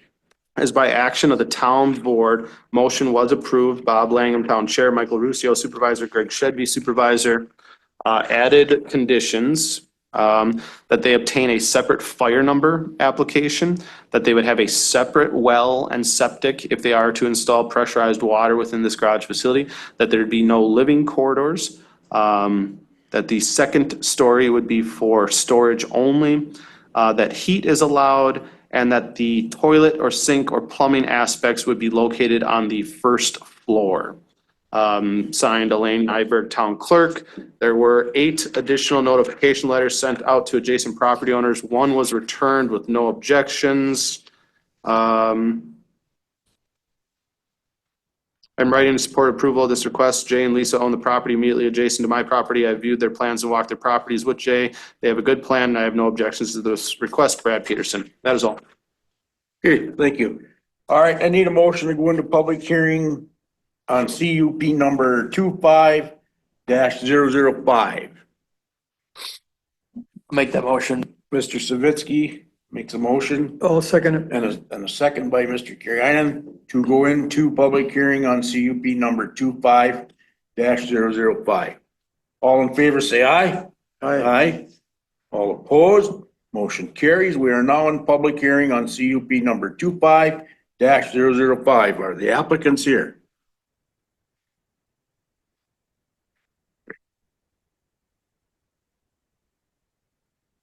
Morning, Jay Deverell, 6076 N West Shore Lane, Stone Lake, Wisconsin. So we're looking to build the garage as stated in the staff report. We've been up here for about 22 years. We enjoy the outdoors. We've accumulated things that we need to store to enjoy the outdoors. We don't want to put it on the lakeside property for the reasons stated as well in the staff report. The septic system is, I'm guessing, somewhere between 60 and 65 years old. Eventually, it's going to have to be replaced if we put the structure on the existing side. It's going to limit where would that future septic system might be able to go. The septic system is fine right now. The building itself, we're comfortable with the conditions that the town of Stone Lake put on it as far as moving the bathroom down to the main level and the other requirements they had with the separate fire number as well. The upstairs is a storage area or a future office area, and it's a personal office area, not a commercial or a public use office area. My wife and I both still work. And have the opportunity to work remotely on occasion as well. And we're spending more time up here as well, so. And you're okay with all the conditions that were set forth? Yep, absolutely. Okay. Me, got any questions for the applicant? Great, thank you. All right, does anyone out there want to speak in favor of this CUP? Anyone out there want to speak in opposition of this CUP? Linda? No? Okay. All right. No one wants to speak in opposition? No hands up anywhere. Okay. Nope. All right. I need a motion to go on a public hearing on CUP number 25-005, please. I'll make that motion. Motion by Mr. Savitsky I'll second that. and a second by Ms. Wilson to come out of public hearing on CUP number 25-005. All in favor, say aye. All opposed, motion carries. We are now out of public hearing. This is the discussion action, Town of Sand Lake, conditional use permit 25-005, owner Jay and Lisa Deverell. Legal description is previously read into record. Permit is desired for the construction of a 45 by 65 garage, subject to Sawyer County Code of Ordinances, Appendix D, Section 4.26, Sub 2 and Sub 3. While keeping in mind for any motions to be made, the list of potential conditions listed in my staff report would contain that no habitable area be allowed in this accessory structure, including beds, bedrooms, or kitchen facilities. No commercial use of the structure would be allowed. The size of the accessory structure not to exceed 2,925 square feet as a footprint and less than 35 feet in height. That all other town, county, state, federal regulations, laws, and conditions be required, including an additional driveway permit and applicable sanitation requirements if pressurized water is placed within this structure. Those other conditions, as indicated by the town, would be that a separate fire number is needed for this structure, a separate well and septic would be needed if pressurized water is to be added, that there'd be no living quarters, that the second floor would be for storage only, that heat is allowed, and that a toilet and sink is to remain on the first floor. Also then back into my staff report that a Sawyer County land use permit be required prior to the start of construction. That the conditional use permit go with the property and not with the owner. Okay, committee. The town said that the second story was for storage only, and the gentleman said that they might want to have their office in that space. So is that contradictory? So they have added compliances, number 4, second floor storage. I don't have any other minutes or transcriptions from their meeting. If that was to be that the second floor be storage only and not to contain the office areas, I guess you'd probably want to ask the applicant if that was potentially what was stated at the town meeting. It was discussed at the town meeting. We talked about, using it for a potential office or a ping pong table or something like that. And they said that was fine with that. And that's where they added, you can heat it if you want as well. So they didn't state that it had to be for storage only in the second story. They were more concerned about no living quarters and moving the bathroom downstairs, but it wasn't storage only. It started as storage only. And that's where I asked, well, what if I wanted to put a ping pong table or an office up there? And they said they're fine with that. That was right at the end of the conversation.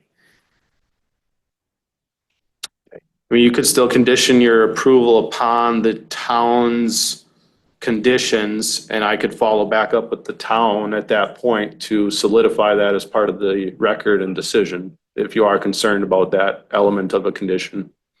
I just didn't want it to Right. conflict. Yeah, no, I totally agree. Makes sense, yeah.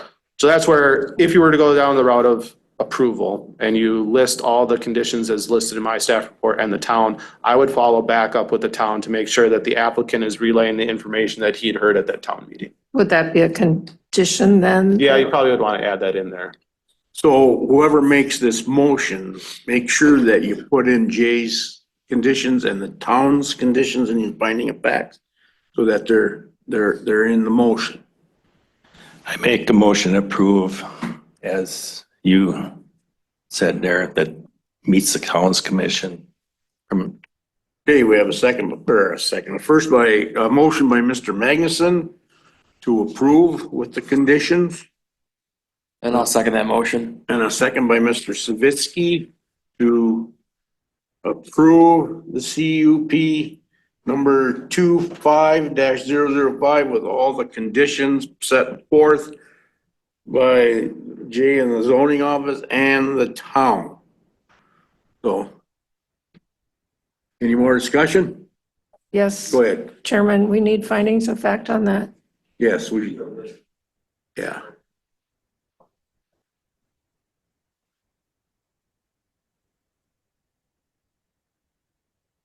So are you okay with that, Mr. Magnuson? Then finding of facts? Yes, I am. Okay.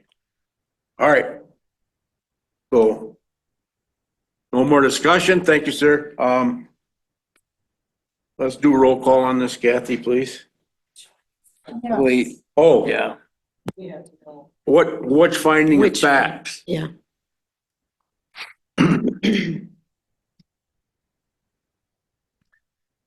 That he's placing the structures across the town road for less pervious surface impacts of the water. You can just use the numbers if you'd like. Number 1. Okay. Number 2. Number 3. Number 4. Number 5. Number 6. Number 7. Okay, no, that's good, Mr. Magnuson, that's fine. Thank you. Okay. Ron Buckhold. Yes. Kay Wilson. Yes, Dale Magnuson. Yes. Marshall Savitsky, Yes. Steve Carrianen. Yes. All in favor. Thank you. Thank you. Can I request a short recess, Mr. Chairman? Yes. We're gonna take a 10-minute break here to use the bathroom and. Thank you. You bet. We'll be taking a short recess for those online. We'll be muting the audio and we'll be reloading when we come back from recess. Thank you. I see you're in uniform, so. Yeah. We are. Okay, we are, what's that? Yeah, we are back in session on the zoning committee here. So moving on with the zoning committee public hearing. This is a public hearing in the town of Winter, conditional use permit number 25-006. Owner Sawyer County Forest Crop, agent is the town of Winter. This is located in all of section 16 of Township 37 North, Range 9 West. Tax ID 33086. This is 10 acres of the total 640 acres zone forestry 1, known as the Haystack Road Pit. Permit is desired for the 5-year renewal of conditional use permit 19-007. It was last renewed on February 15th of 2019 for the location of a non-metallic mineral extraction operation, including rock crusher. The conditional use permit was originally approved at the public hearing on May 18th, 2003. As we work forward with these conditional use permit renewals for the non-metallic mining operation, I did send the committee members an email. I've had discussions with our zoning committee chair as well as the county zoning or the county administrator. It came to my attention late last fall that we were, past the expiration dates on some of these conditional use permits. The reason why this happened is as a previous employee had a spreadsheet set up and was monitoring the renewal program. And at that point had taken a new position. It was then discovered in fall that on this spreadsheet, there was a column set up for when these were subject to be renewed. And we were continuously looking at when they were to be renewed. And all of them said, February of 2025 or March of 2025. Here we come to find out that the previous employee had counted to 6 years and not the 5 years. We do have a new entirely revamped spreadsheet. We basically started from scratch. But I just wanted to let you know was how we got to this process. It is my recommendation that we ultimately move forward with these renewals, but ultimately backdate the renewal as to the original expiration date. That way there is no loss of revenue to the county and that they would have been required to renewal in February of 2024. And if it approved the renewal now, that would only be 4-year renewal. So you're renewing as a backdate renewal. Again, there's no loss in revenue. If the committee is to require new conditional use permits, these pits have no change to their plan of operation. Nothing is changing with their existing use of the pits. There's no change to the reclamation plan. So why have an applicant go through the process of having to do new conditional use permits, which actually then trigger a new reclamation plan as a separate public hearing process, when ultimately there's been no change of the operation. There's continual use. Another important element to bring up, I had a district meeting with the Northwest Wisconsin code administrators. We have 9 counties within our district. There's only one other county that requires renewals on gravel pits, and they're at a 10-year interval. Sawyer County is the second county within our district that requires renewals, and we're at a 5-year renewal process. All the other counties say once you're granted a conditional use permit, as long as you don't change the plan of operation and you don't change your reclamation plan, you have continual use of that conditional use permit. So I just find that interesting as well as you make your decision and recommendations on the upcoming conditional use permits for non-metallic mining that we are going to hear. Again, this one here for CUP 25-006 is for the 5-year renewal of conditional use permit number 19-007. This is for the location of a non-metallic mineral extraction operation, including rock crusher and screen plant. The property is 640 total acres, and the total proposed mining site is approximately 10 acres, with current active open acres of approximately 4. It is anticipated that expansion of the pit would occur over the next 5 years towards the northwest of the existing pit area. The surrounding land use is forestry. The nearest residence is greater than 3,000 feet away. Sawyer County Zoning Conservation Department does not have any complaints on file for this site. The current hours of operation are 7 a.m. to 7 p.m. Monday through Saturday, with crushing during these same times on an as-need basis. The town of Winter and Sawyer County forest crop is exempt from financial assurance requirements. As part of a list of conditions, as part of my staff report, would be to maintain compliance with NR 135, maintain compliance with the plan of operation, including hours of operation of 7 a.m. to 7 p.m. Monday through Saturday, with crushing to occur during that same time frame.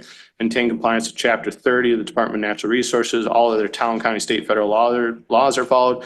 The conditional use permit goes with the property. If the property changes hands before the next renewal date, the new owner must complete a non-metallic mine transfer form with Sawyer County to acknowledge compliance of the current plan of operation, conditions, and reclamation plans, and that the 5-year renewal will be backdated to February 15th of 2024. By action of the town board, motion was approved. John Zaralski, town chair, Ron Fandry, supervisor, Tom Housel, supervisor. No additional conditions, signed Ginny Pettit, town clerk. 2 additional notification letters sent out to adjacent property owners. 0 comments returned. That is all. Okay.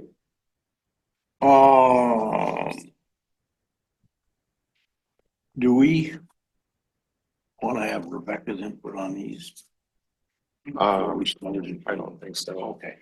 All right, I need a motion to go into public hearing on CUP number 25-006, please. I make that motion? A motion by Ms. Wilson Second. and a second by Mr. Jerry Heinen to go into public hearing on CUP number 25-006. All in favor, say aye. All opposed, motion carries. We are now in public hearing on CUP number 25-006. The applicant here? No.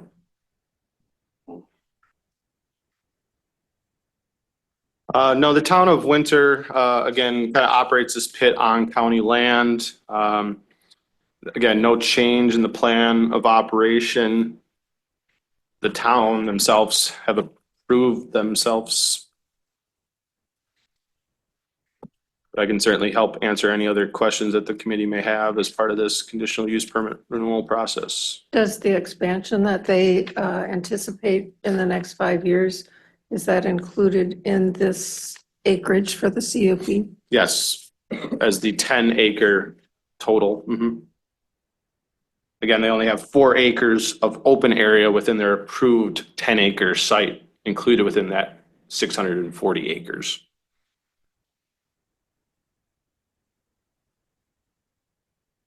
Okay.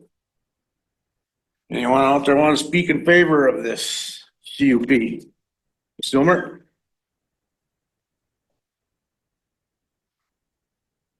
Linda Zilmer, Edgewater property owner, and I'll probably ask to speak at a number of these CUP renewals. If just taking this one as an example, it was originally approved for initial conditional use permit in 2003. That meant that that permit number started with 03 dash whatever number it was that was the conditional use permit that year. So let's just pretend it was 03-10. And that way you knew the year that the pit was originally created. At that time, there were 3-year renewals, well, initial 5-year period, and after that, 3-year renewals. And that was to make sure that the committee was ensuring that the pit was being used and reclaimed for the operation and reclamation plan. It gave affected neighbors and towns an ability to come and report on whether there were any concerns they had, whether the pit was being used for garbage or whatever.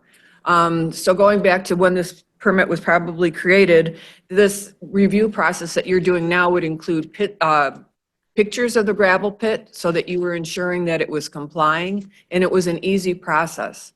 About 6 years ago, this process lapsed, and there were a number of expired gravel pit permits that were 1, 2, and 3 years old. At that time, Rebecca's advice was, well, we'll treat these as carry forwards. So even though they were expired, and it loaded up the agenda like you have today, which frustrated the zoning committee, and then that's when they said that, no, we will do renewals at 5 years. And my public comment at that time was, if you can't keep track of them over 3 years, how will you keep track of them over 5 years? And here we are with expired pits again. So I would also ask that, separate from speaking in favor of this permit, that for each of these items, you either now or in the future look to make sure that they were having the regular annual inspections, that the operation plan meets what is being applied for. So for this one includes rock crusher. And I'll speak to some later that the county prepared that included items that were not actually going to happen in pits. So, and the final thing is I do not agree with that these should be backdated. When these lapsed in 2019, they were given a new conditional use permit. So this one was 19-007. And so now you are treating it like a new permit because you're calling it CUP 25006. So now if you start backdating for already a year expired, the starting period would have been 2004. So you can no longer have a correlation between your conditional use permit number and the 5 years out from when you will renew it. So if you would please ask legal advice on last time, Rebecca preferred to treat these as carry forwards. I'd like to know what she would advise you on when these permits should start and how they should be numbered. Okay, thank you. Anyone else out there want to speak in favor? Anyone out there want to speak in opposition? Rebecca, do you want to speak to that? I can, if that would be the committee's preference. I know, within the context of public hearing, usually it's, there's no responses to public comments, but I'm happy to if that's what the committee would prefer. I guess I'd be interested to figure out the nomenclature of calling these a conditional use permit 25 dash versus calling it a renewal of CUP 19 dash number. Generally, because this is as a public hearing process and the need for publication requirements, we generally give it a new number internally for our tracking purposes, but ultimately it's still a renewal of the original conditional use permit. I mean, what are your thoughts on the naming or the numbering of the cases? Yeah, I'm not aware of any requirement in the ordinances of how the matters or the applications or the permits themselves are tracked. So the number that is assigned, if it is just an administrative decision, that's the process that is elected to be the most efficient process, I think that's fine. So long as within your tracking, within the office's tracking, you know that 25-006 relates back to what was heard as 19-007. That was also referred back to the original, albeit on May 18th, 2003. Right. And not to diminish that point, but I kind of liken it to what color folder do you put it in? It's the title, the number is just that. There is no legal value in that number unless your ordinances say so. And I'm not aware that your ordinances say that. With respect to the carry forward and what my preference was several years ago, to clarify that, those issues occurred because of, I will say, negligence on the part of a zoning administrator who is no longer with the county. It was a very complicated situation and a very complicated set of legal circumstances that we had to maneuver. And so the county was given several legal options at that point in order to navigate those legal issues and those legal risks. And it was determined, given all of those legal circumstances, that to carry forward was the best mechanism to do so. Today, we have a situation where a former employee did not properly track the expiration. And so, again, given all of the circumstances at play, what is the best legal, what is the best course of action to address that issue? In talking with Jay and in looking at these materials, my opinion is that the county may approve these. If we want to call them carry forwards, if we want to call them Yankee Doodle, this is a conditional use permit that is being backdated to the date of expiration. The key is that all of the conditions are met, all of the ordinance requirements are met. And in talking with Jay, whether we call it a new conditional use permit or a carry forward or a renewal, all of the legal elements are met, with the exception of what the application fee would be. There is no legal element of what is required for this conditional use permit, if it's a carry forward or if it's a new application. All of that pertinent information is included in this record. So again, if we were missing a legal element or an element of that application process in doing a carry forward or doing a backdate, then I would have concerns. But my understanding is that we don't have any of those missing elements. The public is being protected in the same way by following this process than it would if these were new conditional use permits, with the exception of what the fee would be. I will also say that the legal advice that is being given to other governmental entities as to why these are or not legally appropriate is very concerning to me. And so if you have additional legal questions, I'm happy to answer them. Or yeah, we can go from there. Okay, thank you, Rebecca. I just want to mention one thing though too, now that zoning also is now going to have two sets of eyes on these gravel pits. So hopefully that don't happen again when you got two sets of eyes looking at them. So I just wanted to bring that up to the committee. Well, Tim, Natalie, and myself, really, there's almost three sets of eyes on it now. So the conservation department has taken over the non-metallic mining process. Before it was specifically just as the assistant zoning administrator. Will they be doing the inspections then? Yeah, and they do annual inspections. If you want copies or reports of the annual inspections included with conditional use permit renewals, I certainly can. I was told, oh, this is back in the Bruce Paulson days, that he didn't need to see photos or need the annual inspections. If you guys want to monitor the annual inspections, you certainly can, but we do still have annual inspections on all gravel pits. Maybe a recap of their inspection findings might be appropriate, along with where you say that there have been no complaints. Sure. Okay.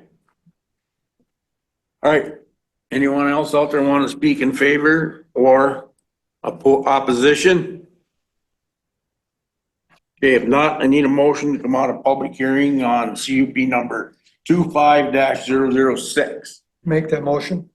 I have a motion by Mr. Carrianen. I'll second. And a second by Mr. Magnuson to come out of public hearing on CUP number 25-006. Okay, all in favor, say aye. All opposed, motion carries. We are all we're out of public hearing. This is the discussion action, Town of Winter conditional use permit number 25-006. Owner Sawyer County Forest Crop, the agent of the Town of Winter. Legal description is previously read into record. This permit is desired for the 5-year renewal of conditional use permit number 19-007. as part of any motions that you would make, please take into consideration the list of possible conditions included in my staff report, which would be maintain compliance with NR 135, maintain compliance with plan of operation, including current hours of operation, maintain compliance with Department of Natural Resources, Chapter 30, that all other town, county, state, and federal laws are followed, that the conditional use permit goes with the property, that if the property was to change hands before the next renewal, that the pit owner complete a non-metallic mine transfer form to acknowledge the current plan of operation and conditions and reclamation plan, and that this 5-year renewal would be backdated to February 15th, 2024. Okay, committee, turn it over to you. I'll make Ms. a Wilson. motion to approve CUP 25006 with staff conditions 1 through 6 and findings of fact 1 through 12. I'll second that. Okay, we have a motion by Ms. Wilson, a second by Mr. Magnuson to approve the CUP number 25-006. And we have everything you need in the motion, Jay? Yep. Okay. So, any more discussion? Roll call, Kathy, please. Kate Wilson, Yes. Marshall is gone. Dale Magnuson, Yes. Steve Carriennen, Yes. Ron Buckholz. Yes. Thank you. All in favor. Thank you. This is a public hearing in the town of Bass Lake, conditional use permit number 25-011, owner John Jack Cranberry Farms, Inc., part of government lot 2 and lots 3 and 4 of CSM number 715, tax ID 3940. It is zoned agricultural 1 and residential recreational 1, known as the Gosson Road Pit. Permit desired for the 5-year renewal of conditional use permit number 19-002, last renewed on January 18th of 2019 for the location and operation of a non-metallic mineral extraction operation, including rock crusher. This conditional use permit was originally approved at a public hearing on February 15th of 2001. As per my staff report, again, this would be for the backdated renewal of conditional use permit number 19-002. Property is approximately 40 acres with the permitted total mine site of approximately 18 acres with current active open acres of approximately 2. It is anticipated that expansion of the pit would occur over the next 5 years towards the south and northeast of the existing pit area. The surrounding land use is an additional gravel pit to the west and nearby residential. The nearest resident is greater than over 1,200 feet away. There has been little use occurring in this pit with over the last 5 years. The Sawyer County Zoning Conservation Department does not have any complaints on file for this pit. There have been complaints submitted on the pit immediately to the west, but not related to the John Jack Cranberry Farm one. The current hours of operation are 7 a.m. to 6 p.m. Monday through Saturday, May through November. Crushing to occur during hours of operation not to exceed 2 weeks per year. Financial assurance requirements have been updated and are active until January 1st of 2029. As part of my staff report conditions, to maintain compliance with NR 135, maintain compliance with plan of operation, including current hours of operation from 7 a.m. to 6 p.m. Monday through Saturday, May through November. Crushing to occur during those same timeframes and limited to 2 weeks per calendar year. Maintain compliance with Chapter 30 of DNR rules and regs to have all other town, county, state, federal laws are followed. Conditional use permit go with the property. If the property is to change hands before the next renewal date, the new owner must submit a non-metallic mine transfer form to acknowledge the plan of operation, conditions, and reclamation plan, and that the 5-year renewal be backdated to the January 18th, 2024 timeframe. As by action of the town board, motion was approved. Justin Hall, Chair, Marshall Savitsky, Supervisor, Dave Albert, Supervisor Jim Evans, Supervisor Don Adams, Supervisor. Conditional use would not be contrary to public interest and would be in the compliance and spirit of the zoning ordinance. It would not be damaging the rights of others. It would not create an objectionable view. It would not destroy prime agricultural farmlands. Signed, Tammy Brown, Town Clerk. There were 9 additional notification letters sent out to adjacent property owners. We did receive 2 additional comments on those in objection. Did the committee have a chance to view those objections? Yes. The committee acknowledges that they had a chance to review those comments that were submitted to them, therefore be it they incorporated it into the record. That is all.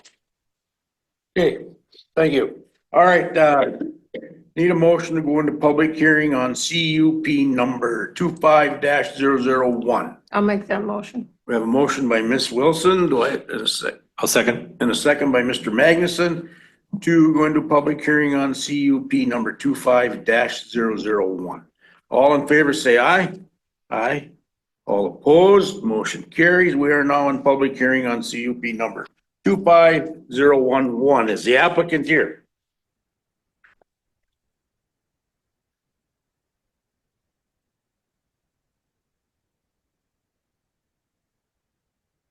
I'm Randy John Jack, County Road, Double K, representing John Jack Cranberry Farm. Mostly just to answer questions. I have a question. This is a thick packet of information. Do you still, I must have overlooked the letters of objection if you include them in my packet, or do you not send those out anymore? So they are just sent to committee members, but I can read them here into record. And I was actually going to specifically ask you this question because one of the comments that we received back in opposition was from the Stonehill Resort. Stonehill Camp and Resort was established in 1924 and has operated in its current location on Stookie Bay for the last 80 years.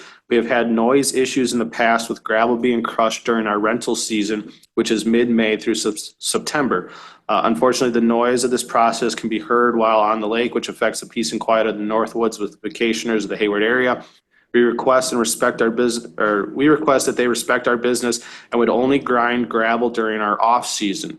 The traffic on Stonehill Road has increased to the point that both gravel pits should be operated in commercial zones and not in forestry or residential zones. This noise also affects our neighbors that live down Stonehill Road from the pits. About half of them are seasonal cabins visiting in the spring, summer, and fall. Property taxes are paid at a consideration of an amount. Regards, Bob and Helen Parton.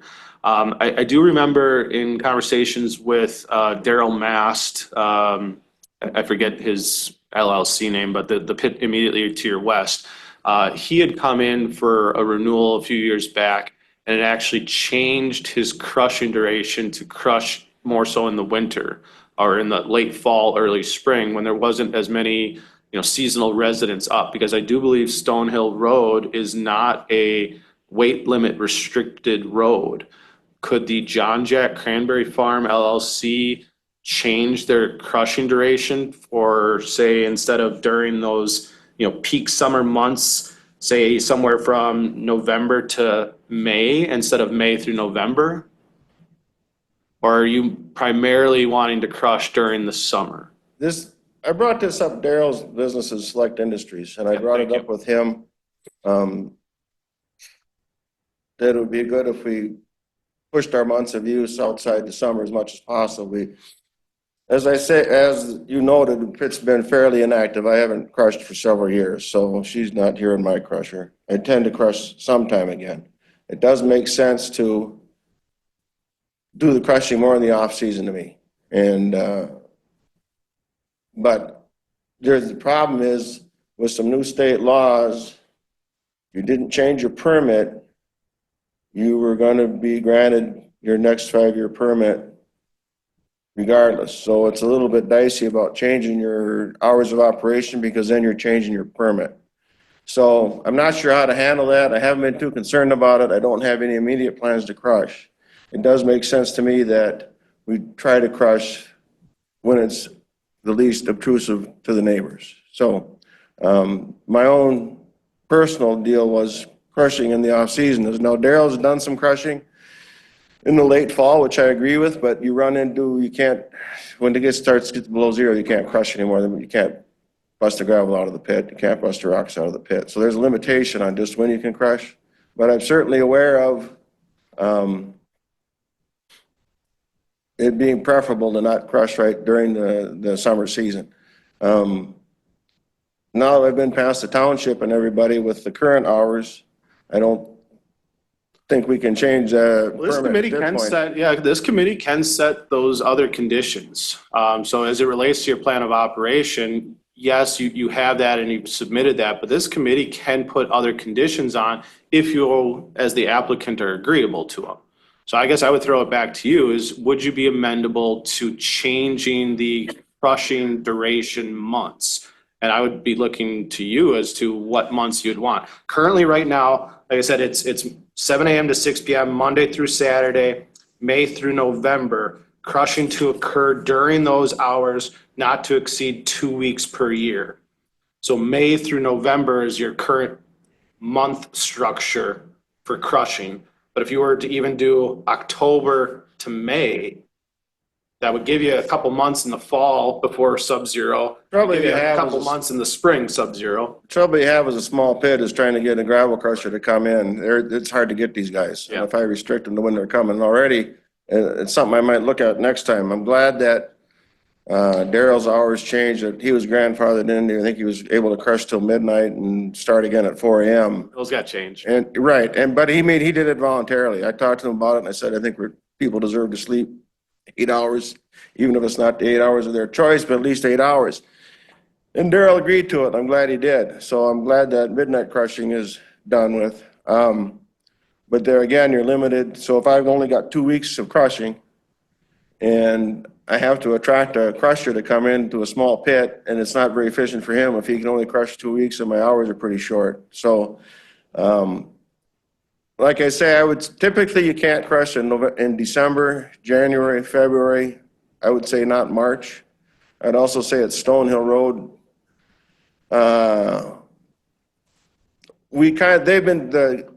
The history has been, they talked to the town highway department, and he says, yeah, it's okay, the road's solid, you can do it. I don't know if technically there's no road bans on Stonehill Road or not, but they let us do it because it's a rock hill and it doesn't deteriorate much. So,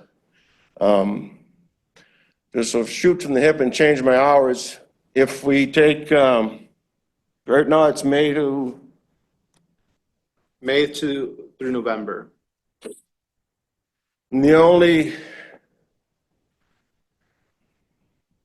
so if you give me December, they tried to crush a little bit this year, but I don't think they got much done as soon as that below zero hits. Right. So it's not like I can give you 3 summer months out and you give me 3 productive months back in to compensate, you know what I mean? April, some years you'll be able to crush in April maybe. So, Right, and I guess I'm looking at, in correlation with one of the comments that we received from the Stookie Bay or Stonehill Resort, that they're in operation from mid-May through September. So if we were to change yours from October to May, is what I would be potentially looking at, but again, it's you as the applicant have to be agreeable to. yeah, the that takes away too many months. That's giving me the winter months. I'm willing to be flexible, but giving me December and January, that doesn't help me at all. I can't crush that. So, and I'm not sure I was pretty much just gonna stick with what I got since I don't have immediate plans of crushing. And that way I don't have to check what the recent state law is if I'm giving up any rights by changing my permit. I don't plan to crush this summer anyway. And since it's been past the township this way, maybe we should just look at it next time the permit comes up to do it. Yeah, and if that's the case, I would definitely, when you submit for the renewal next time, reflect on those changes within your plan of operation and changing your hours or duration, shouldn't subject you to, getting kicked out of a, separate state program or separate state. Well, it came up during frac sand operations because people were raising objections to the frac sand mines. And so a state law went through and said, if you've got an existing permit, it's going to be approved. They took the power out of the local government and said state law supersedes it. You can preserve the same hours. So before I change that, I'd have to check and see what the current status of that is. But so I'm reluctant to make the change officially now on short notice. It's something we can consider for next time. And I haven't crushed for several years, so it's just not my crusher they're hearing. Who was the other letter of objection from? I'm interested in opposing any expansion of this use, Dennis Johnson. Okay. And so unless there's more questions to me, I just want to say I appreciate the time that people take on these committees. I don't understand, even if you're retired, how you can devote your time to these meetings are a necessary evil. And about the only thanks you get, I know from experience from serving on them, is criticism. So when you're talking about how long the permits go, you have a right to make it efficient. You cannot, if you want people to serve on the county board, you can't waste their whole life sitting in interminable meetings for no appreciation. So Thank you for your time. Unless there's any questions, I guess that's all I got, unless more questions come up. You got any more questions? Mr. Magnuson? No, I'd like to make a motion. Not yet. We're still in public hearing. Okay. Anyone out there want to speak in favor of this CUP? Anyone want to speak in opposition to CUP? Okay. I make a motion to come out of public hearing. Okay, we have a motion by Ms. Wilson. Do we have, I'll second. and a second by Mr. Magnuson to come out of public hearing on CUP number 25-011. All in favor, say aye. Aye. All opposed, motion carries. We are now out of public hearing. Discussion action, Town of Bass Lake, conditional use permit number 25-011, John Jack Cranberry Farms, Inc. Legal description is previously read into record. This request is for the backdated 5-year renewal of conditional use permit number 19-002 for the location and operation of a non-metallic mineral extraction operation, including rock crusher. Again, the current, the conditions as listed in my staff report be maintain compliance with NR 135, maintain compliance with plan of operation, including hours of operation, 7 a.m. to 6 p.m., Monday through Saturday, May through November, crushing to occur during the same timeframes and limited to 2 weeks per calendar year. Maintain compliance with DNR Chapter 30 permits. All other county, town, state, and federal laws are followed. The conditional use permit property would go with the owner. If the owner is to change hands, a non-metallic mining transfer form is required, and that the 5-year renewal be backdated to January 18th, 2024. Okay. Committee? I'll make a motion to approve 25-011 with the staff conditions 1 through 6 and findings of fact 1 through 12. Okay, we have a motion by Ms. Wilson. I'll second.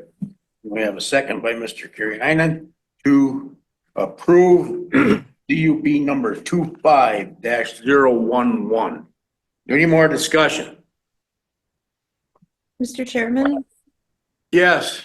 I just wanted to give 2 brief clarifications for the committee. Number 1, this committee has authority to modify the conditions within the permit that is permissible under the law. And number 2, when we're talking about preemption by state statutes, we have to make sure that we're talking about the correct statutes. Right. And there's nothing within state law that prohibits the committee from taking action on this request and modifying the conditions therein. Thank you. Thank you. Okay, any more discussion? All right, roll call, Kathy. What happened to our other guy? He's here. Oh, Steve Carrianen, Yes. Kay Wilson, Yes. Ron Buckholz. yes. Dale Magnuson, Yes. all in favor. Thank you. This is a public hearing in the town of Hayward, conditional use permit number 25-012. Owner Sawyer County. This is part of the northwest one quarter, the southwest one quarter, section 30, township 41 north, range 8 west, tax ID 11580. It is 43.67 acres, zone forestry 1, known as the Chippewa Trail Pit. Permit is desired for the 5-year renewal of conditional use permit number 19-010, which was last renewed on February 15th of 2019 for the location operation of a non-metallic mineral extraction operation, including rock crusher and asphalt plant. This conditional use permit was originally approved at a public hearing July 15th of 1989. Again, the property is consisted of 43.67 total acres with the existing pit area of approximately 7 acres. It is anticipated that expansion of the pit would occur over the next 5 years as demand dictates. The surrounding land use is forestry and commercial. The nearest residence is approximately 2,700 feet away. While the asphalt plant is listed as an approved use as part of this conditional use permit, it is unknown if the asphalt plant has ever been used here. It should be asked of the applicant if they ever anticipate having an asphalt plant in this location, or it should be removed from the proposed operations. Sawyer County Zoning Department does not currently have any complaints on file for this pit. The current hours of operation are 6 a.m. to 6 p.m., Monday through Friday, April through October, with crushing hours from 6 a.m. to 9 p.m. 7 days a week. Sawyer County is exempt from financial assurance requirements.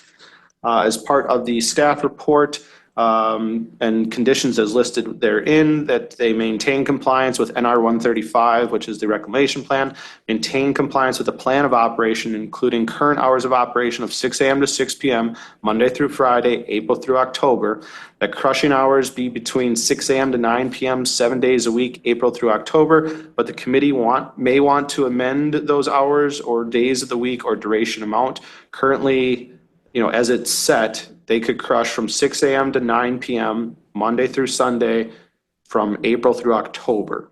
Generally, you would see a duration amount not to exceed 3 weeks per year. Or instead of 6 to 9, it'd be, something like 6 to 7, or with no crushing on Sundays. So it might be a question that the committee may want to ask of the applicant if they are agreeable to potentially amending any of those or putting a certain duration on. To maintain compliance with the NR Chapter 30 permits, all other town, county, state, federal laws are followed. Conditional use permit go with the property. If it's changing hands, they must submit for a non-metallic mining transfer form. And that the 5-year renewal be backdated to February 15th, 2024. As by action of the town board, they had tabled this request. Benjamin Kurzweil, Gary Inhofe, Brenda Detloff, and Carol Williamson appearing via Zoom. No additional comments, signed Brandon Hand, town clerk. 3 additional notification letters sent out to adjacent property owners. 0 comments received back. That is all. Okay. Need a motion to go into public hearing on CUP number 25-012. I'll make that motion. I'll second it. We have a motion by Ms. Wilson, a second by Mr. Karianen to go into public hearing on CUP number 25-012. All in favor, say aye. All opposed, motion carries. We are now in public hearing on CUP number 25-012. Mr. Pino. How are ya? I'm doing good. All right, so currently the Sawyer County Highway Department operates this pit. We just use it as stockpile as of right now. I do believe there is no more crushing as gravel crushing would take place, but we would crush our recycled asphalt that we currently have in there. I have no plans in this pit of crushing in the next 5 years right now. We do have gravel in this pit that we haul out, and that's pretty much all this pit is mainly used for at this time. What about the asphalt plant? Would you ever have an asphalt plant here? As far as I know, I would probably never have an asphalt plant here, but I kind of don't want to take it off there because once we take it off there, we may never get it back. It does cost more money to bring an asphalt plant in there than where I can get it from Rotec. But I would like to leave it on there. And what about the potential crushing hours as specified in the plan of operation? Yes, and I'm open to that. Currently, we're 7 days a week, and I would be open to crushing hours from 7 a.m. to 6 p.m. Monday through Saturday, not exceeding 4 weeks. Can you say that one more time, please? I would be open to 7 a.m. to 6 p.m. for crushing Monday through Saturday, no more than 4 weeks.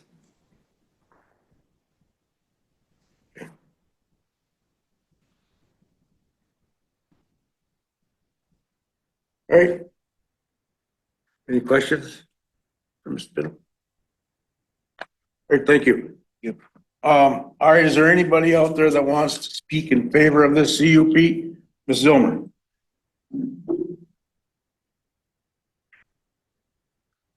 Linda Zilmer, Edgewater property owner. Words matter, tones matter. There was a comment outside council made that I assume applied to me. I do not pretend to give legal advice. Right now, I'm making public comment based on what I know about facts and my understanding of the ordinance. And if I happen to show up at a town board meeting, I do the same thing. So I was at the Plan Commission meeting for the town of Hayward, and our new highway commissioner, I think maybe these are some of the first things he's dealing with. What I had noticed when I looked at when this conditional use permit was issued in 2019, the minutes were very good about reflecting uses of the gravel, this pit and the next one, that were different than what's in the application. So specifically, Mr. Pino already talked about the rock crusher and the asphalt plant. And I had questions, which I asked earlier today, as far as with it being an expired pit, was it okay to backdate it? The last time this was done, they were done as carry forwards.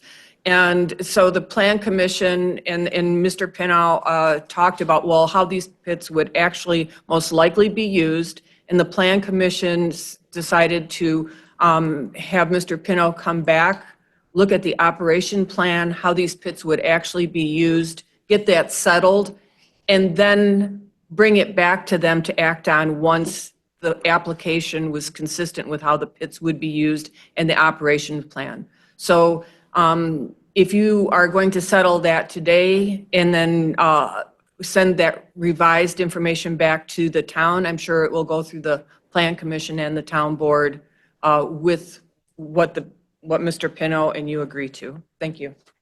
Thank you. All right, anyone else out there want to speak in favor of this CUP? Anyone want to speak in opposition of this CUP? Okay. Not, need a motion to come out of public hearing on CUP number 25-012. I'll make that motion.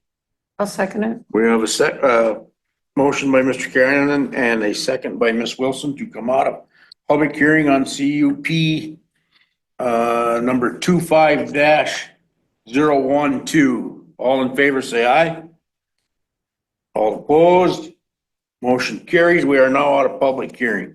This is the discussion action, the town of Hayward conditional use permit number 25-012, owner Sawyer County.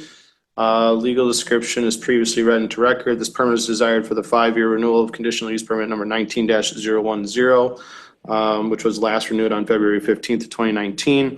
As a list of possible conditions would be to maintain compliance with NR 135, which is the reclamation plan, maintain compliance with the plan of operation, including current hours of operation, which are 6 a.m. to 6 p.m., Monday through Friday, April through October.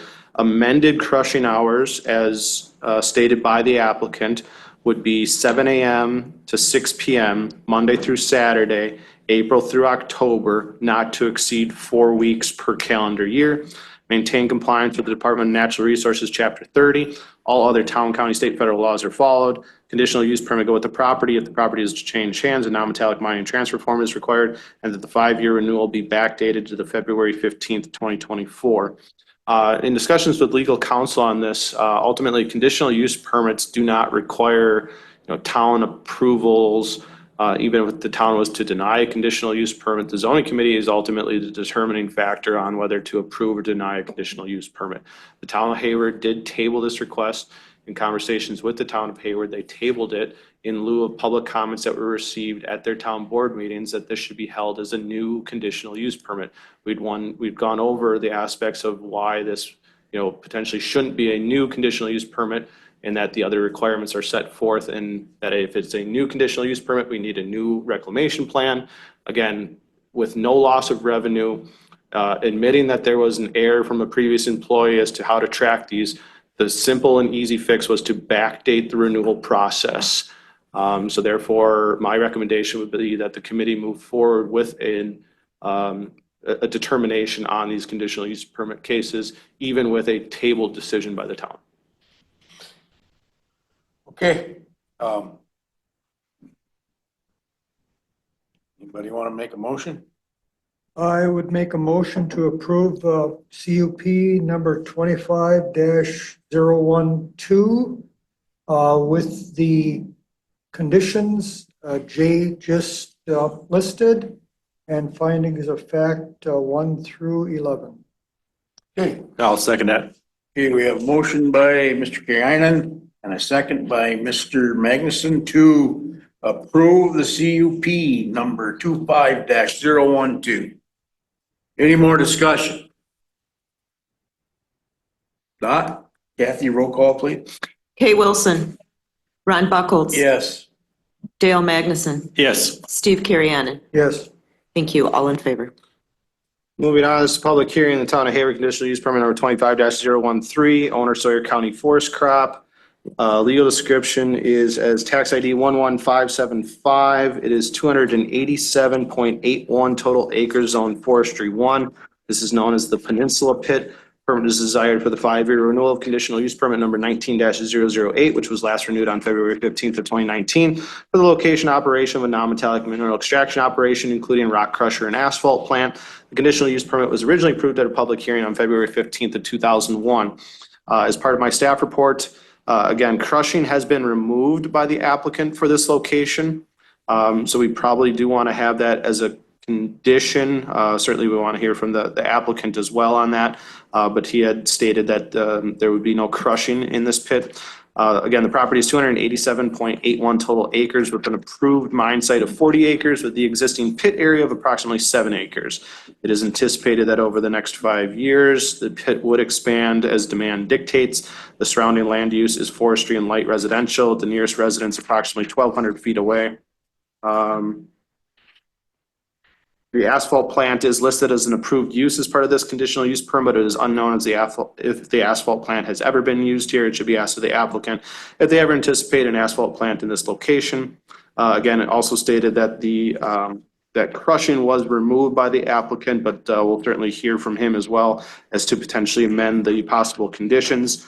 Current hours of operation are 6 a.m. to 6 p.m. Monday through Friday, April through October. Sawyer County is exempt from financial assurance. Instead of reading in the possible conditions as of right now, I think I'll reread those in as part of the discussion action item after we hear from the applicant, so we can certainly craft those conditions and get them verbatim on record. As by action of the town board, again, this is in the town of Hayward, and they did table the request. There were 16 additional notification letters sent out to adjacent property owners for this pit. 0 additional comments were received. That is all. Okay. All right, I need a motion to go into public hearing on CUP number 25-013, please. That motion? We have a motion by Mr. Carrianen and a second by Ms. Wilson to go into public hearing on CUP number 25-013. All in favor, say aye. All opposed, motion carries. We are now in public hearing on 25-013. Mr. Pino, you're up to bat again. Again, this pit's operated by the Sawyer County Highway Department. We have no plans for crushing this pit as it's all crushed out and that has been removed. I do want to keep the asphalt plant on again because I have no plans in the next 5 years again, but we never know. I would like to keep that on there. All we typically use this pit for is to screen sand for the townships. And right now I have sand screened in there and I do not have this permit renewed. So I do need to get into that permit to haul sand to the highway department to mix with salt for the townships. And I am running very low at the highway department right now. So that ain't good. No. Okay. Any questions for Commissioner? All right. Thanks, John. All right. Anybody out there want to speak in favor of this CUP? Anyone out there want to speak in opposition of this CUP? Okay, if not, I need a motion to come out of public hearing on CUP number 25-013. I'll make a motion. We have a motion by Mr. Magnuson Second. and a second by Ms. Wilson to come out of public hearing on CUP number 25-013. All in favor, say aye. All opposed, motion carries. We are now out of public hearing. Discussion action, Town of Hayward, conditional use permit 25-013, owner Sawyer County Forest Crop. Legal description is previously read into record. Permit is desired for the 5-year renewal of conditional use permit number 19-008. This would include the location operation of a non-metallic mineral extraction operation, including asphalt plant. As part of the conditions, maintain compliance with NR 135, which is the reclamation plan, maintain compliance with the plan of operation, including current hours of operation, which would be 6 a.m. to 6 p.m. Monday through Friday, April through October, that the asphalt plant operation would be during that hours of operation, that the crushing would be removed from the application, that maintain compliance with Department of Chapter 30 of Natural Resource, or the maintain compliance with Department of Natural Resources, Chapter 30. All other county, town, state, federal laws are followed. Conditional use permit, if change is hand, the new owner must submit for a non-metallic mining transfer form, and that the 5-year renewal be backdated to February 15th of 2024. Okay. Committee? I'll make a motion to approve 25-013 with conditions listed by Jay and findings of fact 1 through 12. Okay, I'll second. we have a motion by Ms. Wilson and a second by Mr. Heinen to approve CUP number 25-013. Any more discussion? Okay, roll call, Kathy, please. Dale Magnuson, Yes. Ron Buckholz, Yes. Steve Carriennen, Yes. Kay Wilson. Yes. All in favor, thank you. Moving on to this public hearing, where am I at? Town of Hunter. What number are we on here, Ron? We're on O. Yes, thank you. Yeah, thank you. A public hearing in the town of Sand Lake, conditional use permit number 25-014. Owner Sawyer County Forest Crop, legal description is tax ID 27825. This is 40 total acres, zone forestry 1, known as the Sisabagama Pit. Permit is desired for the 5-year renewal of conditional use permit number 19-019, last renewed on February 15th of 2019 for the location operation of a non-metallic mineral extraction operation, including rock crusher. The conditional use permit was originally approved at a public hearing on July 18th of 1988. As part of my staff report, again, this is 40 total acres with an approved pit area of 7 acres and an existing pit area of approximately 6 acres. It is anticipated that expansion of the pit would occur over the next 5 years as demand dictates. The surrounding land use is forestry and light residential. There are 2 residences within 1,000 feet of this pit area, but all crushing operations are to be more than 1,000 feet away from the residential area. The Sawyer County Zoning and Conservation Department does not have any complaints on file for this pit. The current hours of operation are 6 a.m. to 6 p.m. Monday through Friday, April through October. Crushing hours of 6 a.m. to 9 p.m. 7 days a week. Sawyer County is exempt from financial assurance requirements. This is another one of those crushing duration amounts that the committee should ask of the applicant right now. Crushing hours are 6 a.m. to 9 p.m. 7 days a week, April through October. There's no duration amount, so it's something that the committee should ask of the applicant is to kind of get a little bit more confined plan in place for those hours. As by action of the town board, motion was approved. Bob Langham, town chair, Michael Ruscio, supervisor, Greg Shedby, supervisor. No additional comments signed, Elaine Nyberg, town clerk. There were 4 additional notification letters sent out to adjacent property owners. 0 additional comments were received. That is all. Okay, thank you. All right, need a motion to go into public hearing on CUP number 25-014. I'll make that motion. Gary Heinen makes a motion. I'll second. And a second by Mr. Magnuson to go into public hearing on CUP number 25-014. All in favor, say aye. Aye. All opposed, motion carries. We are now in public hearing on 25-014. Another pit, operated by Sawyer County Highway Department. I'm also willing to amend the hours of 7 a.m. to 6 p.m. Monday through Saturday for crushing. The only question I have is the town of Sand Lake also crushes in that pit. And if the county, I think the 4-week duration's a little short, if the county and Sand Lake would both be crushing in there. So possibly like to extend that to, maybe 6 weeks, possible. What were the crushing hours that you stated? 7 to 6. 7 a.m. to 6 p.m. 7 days a week? Saturday. Monday through Saturday? Yep. Okay, thank you. Same as Chippewa Trail. And then a 6-week duration? Yeah, 6-week duration.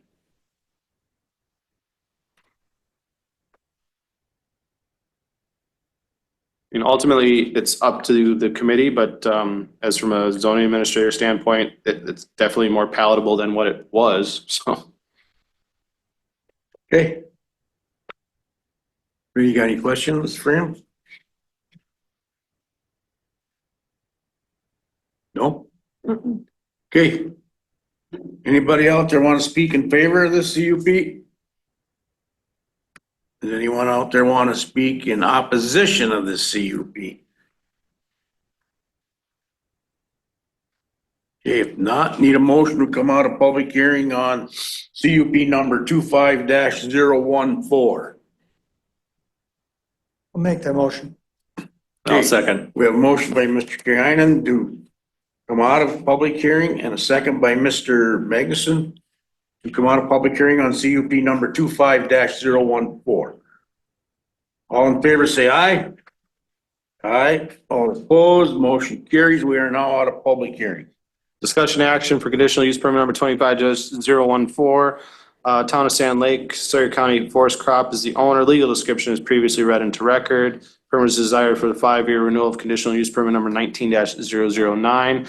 As taking into consideration the conditions as listed within my staff report, maintain compliance with NR 135 reclamation plan, maintain compliance with plan of operation, including current hours of operation, 6 a.m. to 6 p.m. Monday through Friday, April through October. That crushing hours be 7 a.m. to 6 p.m. Monday through Saturday, April through October, not to exceed 6 weeks per calendar year, as amended by the applicant. Maintain compliance with Department of Natural Resources, Chapter 30. All other county, town, state, federal laws are followed. Conditional use permit goes with the property. If property is to change hands, a non-metallic mining transfer form is required, and that the 5-year renewal be backdated to February 15th of 2024. Okay. Can I ask a question, Jay? We have the plan of operation Monday to Friday, but crushing hours are Monday to Saturday. Yeah, you can have the crushing outside of the normal hours of operation, because those crushing outfits do have some very tight schedules. They generally want to get into a pit, crush for as long as they can, and then get out as fast as they can. So the hours of operation don't have to match the crushing? Correct. Those are the normal hours of operation. So for normal. For like a truck going in and out? Correct. Okay. Yeah. So All right. crushing can be outside of that. Thank you. I didn't understand. Thank you. Okay, committee. Motion. Magnuson? We'll make a motion to approve CUP 25-014 with the conditions set forth in Jay's report, including facts and findings. 1 through 14. Okay. All right. We have a motion by Mr. Magnuson and a second by Mr. Kirainen to approve CUP number 25-014 with the findings of facts and with the conditions set forth by town and Jay. So, all right. Any more discussion? All in favor, say aye. Whoops, sorry, Kathy, roll call, please. That's all right. I'm losing my voice now. Ron Buckholz, Here, yes. Kay Wilson, Dale Magnuson, Yes. Steve Kirianen. Yes. Thank you. All in favor. Okay. Thank you. This is the public hearing in the town of Hunter, conditional use permit number 25-015, owner Judith Harris. Legal description is tax ID 14786. It is 40 total acres owned agricultural 1, known as the Harris Sand Pit. Permit is desired for the 5-year renewal of conditional use permit number 19-044. Last renewed on October 18th of 2019 for the location operation of a non-metallic mineral extraction operation, including sand and fill. The CUP was originally approved at a public hearing on October 18th of 2002. As part of my staff report, again, this is 40 total acres with an approved mine site of 15 acres with current active acres of approximately 2. This pit has very little use and is primarily used as fill and borrow material. Little to no expansion is proposed over the next 5 years. The surrounding use is forestry, agricultural, and light residential, with the nearest house approximately 520 feet away that is not owned by the applicant. There is no crushing allowed for this pit. Current hours of operation are 7 a.m. to 5 p.m. Monday through Saturday during the construction season. Zoning department does not have any complaints on file for this site. I do have mentioned here in the staff report at the time that this staff report was produced on January 23rd. There was not up-to-date financial assurance. We did end up receiving up-to-date financial assurance, so that has been recorded with the Register of Deeds office. It does sit on file within our vault for financial assurance. Those of the committee members that may not be aware of what financial assurance is, we collect money on open acres in case this property was to go bankrupt or go under, or they were to, leave town, whatever the case may be. We hold that money to go back into the pit to perform reclamation. So we can actually expunge that money that they put on file as kind of, whether it's, as a bank note or a cash bond, or there's multiple avenues of how you can submit for financial assurance. But again, we have received the up-to-date financial assurance for this pit. I will wait to read back into record during the discussion action of my possible conditions as listed in my staff report. By action of the town board, motion was approved. Laura Rusk, town chair, Mark Phillips, supervisor, Russell Claggett was absent. They signed that the renewal date would be backdated as to the October of 2024 was their only condition. Signed Patricia Swayfield, town clerk. There were 12 additional notification letters sent out to adjacent property owners. No additional comments were received. That is all. Okay, thanks, Jay. All right, I need a motion to go into public hearing on CUP number 25-015. I'll make that motion. Okay, we have a motion by Ms. Wilson. I'll second. And a second by Mr. Magnuson to go into public hearing on CUP number 25-015. Is the applicant here?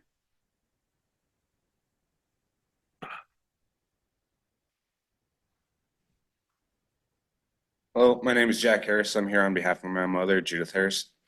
Okay, is there anything you want to tell the committee? Not really. Nothing Okay. much has changed. Really, nothing Okay. has changed to what we're doing.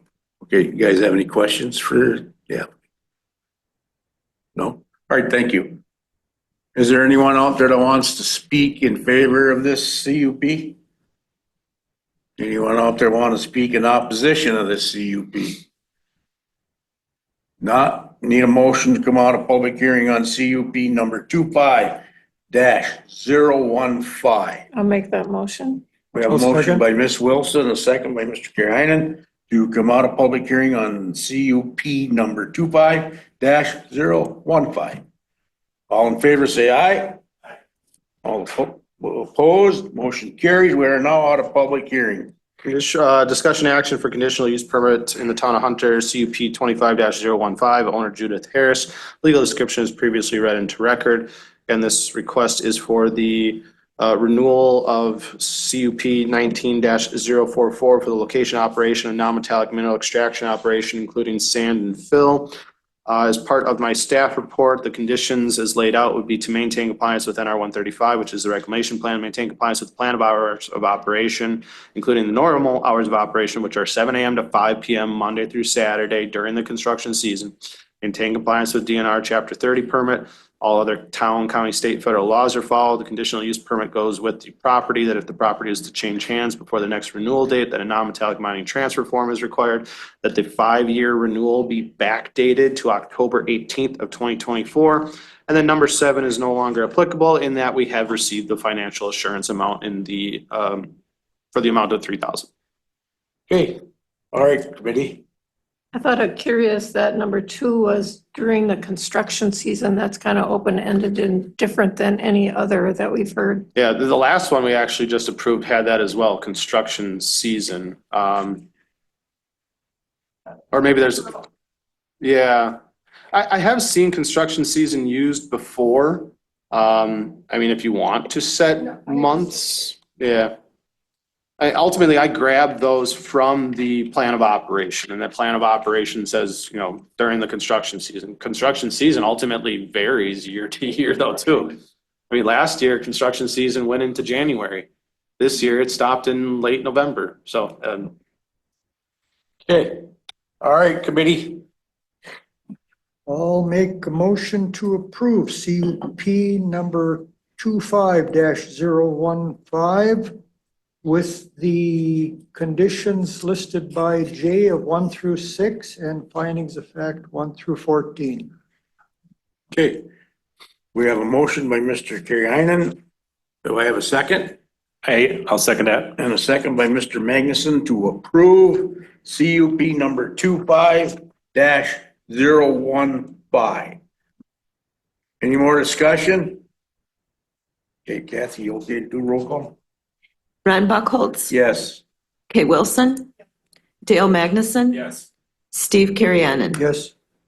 Thank you. All in favor. This is a public hearing in the town of Coudray, conditional use permit number 25-016, owner Futurewood Corp. Legal description is the south one half of the southwest one quarter, the northwest one quarter, south one half of the southeast one quarter of the northwest one quarter, the south one quarter of all being within section 19, township 38 north, range 8 west. The total acreage amount combined between all of these, it's a large amount. Where is it at? The property consisting of 210 acres. This is known as the Futurewood Pit. The permit is desired for the 5-year renewal of conditional use permit number 19-043, which was last renewed on October 18th of 2019 for the location operation of a non-metallic mineral extraction operation, including rock crusher, blasting, and bituminous plant. The conditional use permit was originally approved on August 16th of 1996. Again, this renewal is for the location operation, non-metallic mineral extraction operation, including rock crusher, blasting, and bituminous plant. Property is 210 total acres with an approved mine site of 40 acres and a current active open acres of approximately 6. Last time this pit crushed material was back in 2017. Little use is anticipated over the next 5 years, but the plan of operation would allow for up to 30,000 tons of material to be extracted annually. Pit is primarily used for operations dealing with the Summit Lake Game Farm and Campground. The surrounding use is forestry, agricultural, and light residential, with the nearest residence of approximately 4,000 feet away. Current hours of operation are 6 a.m. to 7 p.m. Monday through Saturday, with potential light blasting if needed during the hours of operation. Crushing and asphalt plant operations are 6 a.m. to 6 p.m., 3 to 6 weeks per year, Monday through Saturday, excluding holidays. The zoning department does not have any complaints on file for the site. The owner of said site owns all adjacent properties within 300 feet. Financial assurance has been received for this pit. I will wait to state the potential conditions as we get into this discussion action portion of the hearing. By action of the town board, motion was approved. James Bassett, chairman, Phil Miles, supervisor, Jeff Honuth, supervisor. Approve the renewal with a condition that in the event that the property is sold, that the blasting rights be removed from the contract so they do not automatically go with the property. Signed, Charlie Warner, town clerk. There were, again, no additional comment letters that were sent out, and that the current owner owns all adjacent land. That is all. Yeah, I got just one quick question. What's blasting? Well, sometimes if you can't get through some of the rock material with your normal excavators, they will actually still use dynamite to blow a chunk, that blow apart that rock. Going back to the specifics, I mean, this material is used in conjunction with a game farm that has quite a bit of shooting occurring on it already. Oh, yeah. So I don't know. I'm sure maybe, blasting or dynamite might be a little bit louder than your normal shotgun or rifle, but Yeah. being that if you do look at the maps, there's not a lot of anything in this area. Summit Lake Game Farm, Futurewood Corp owns a larger tract of land in this location. Yeah, because like I say, since I've been here, I never heard blasting in that, so. Okay, all right. I need a motion to go into public hearing on CUP number 25-016, please. I'll make that motion. We have a motion by Mr. Carrianen Second and a that. second by Ms. Wilson to go into public hearing on CUP number 25-016. All in favor, say aye. All opposed, motion carries. We are now in public hearing. Is the applicant here? I don't see the applicants. Okay. And they were notified that they should be in attendance to this meeting, but the committee can certainly table if they have additional questions of the applicant, or still move forward with an approval process or denial process if you have substantial evidence as to deny. We can certainly look at, again, the conditions listed in my staff report, as well as additional conditions as received by the town. I think we got enough to either, got enough, yeah, I agree. All right, so is there anyone out there that wants to speak in favor of this CUP? Anyone out there want to speak in opposition of the CUP? Okay, if not, I need a motion to come out of CUP, number 25-016. I'll make a motion to come out of public hearing. Okay, we have a motion by Ms. Wilson, a second by Dale. Did you make that second? Yes. And a second by Mr. Magnuson to come out of public hearing. All in favor, say aye. Aye. All opposed, motion carries. We are now out of public hearing. This is a discussion action, Town of Coudray, conditional use permit number 25-016, owner Futurewood Corp. Legal description is previously read into record. Permit is desired for the 5-year renewal of conditional use permit number 19-043, which includes the non-metallic mining mineral extraction operation, including rock crusher, blasting, bituminous plant. As part of the conditions as listed in my staff report, maintain compliance with NR 135, maintain compliance with the plan of operation, including normal hours of operation from 6 a.m. to 7 p.m. Monday through Saturday. Blasting, if needed, to occur during these timeframes, with an added condition as to that if this is sold to a different owner, that the blasting rights be removed as part of an added condition from the town. That crushing and asphalt plants operation are between 6 a.m. to 6 p.m. Monday through Saturday, excluding holidays. Maintain compliance with Department of Natural Resources, Chapter 30. All other town, county, state, federal laws are followed. If the conditional use permit goes with the property. If the property changes hands, the new owner must submit for a non-metallic mining transfer form, which would also acknowledge that the blasting rights be removed and that the 5-year renewal be backdated to October 18th of 2024. Okay, all right, committee. Move to approve CUP number 25-016 with the conditions Jay just listed and findings of fact 1 through 12. Okay, we have a motion by Mr. Karianen to approve the CUP. And I'll second. And we have a second by Mr. Magnuson. Any more discussion? Not? Roll call, Kathy, please. Steve Carrianen. Yes. Kay Wilson. Ron Buckle. Yes. Dale Magnuson. Yes. Thank you. All in favor? All right, thank you for being patient. We'll move into the new business items. This we have as our draft ordinance language for camping cabins. We'd heard over the last couple of months I'll call it a proposal from the Lake Chippewa campgrounds that they were wanting to see amendments made within the current zoning ordinance as related to camping cabins. Again, camping cabins are only allowed within licensed campgrounds. This is the current ordinance language that we have that was, I guess, proposed to the committee as a request to change some of those aspects. We look at what, the definition of a camping cabin is according to ATCP 79. They do not put restrictions on that it cannot contain, water or a heat source, and that they also have that ATCP is that it could be up to 400 square feet. So I did end up kind of submitting to the committee as far as 2 different options. This would be as a discussion action to potentially send one of these options to the towns for review.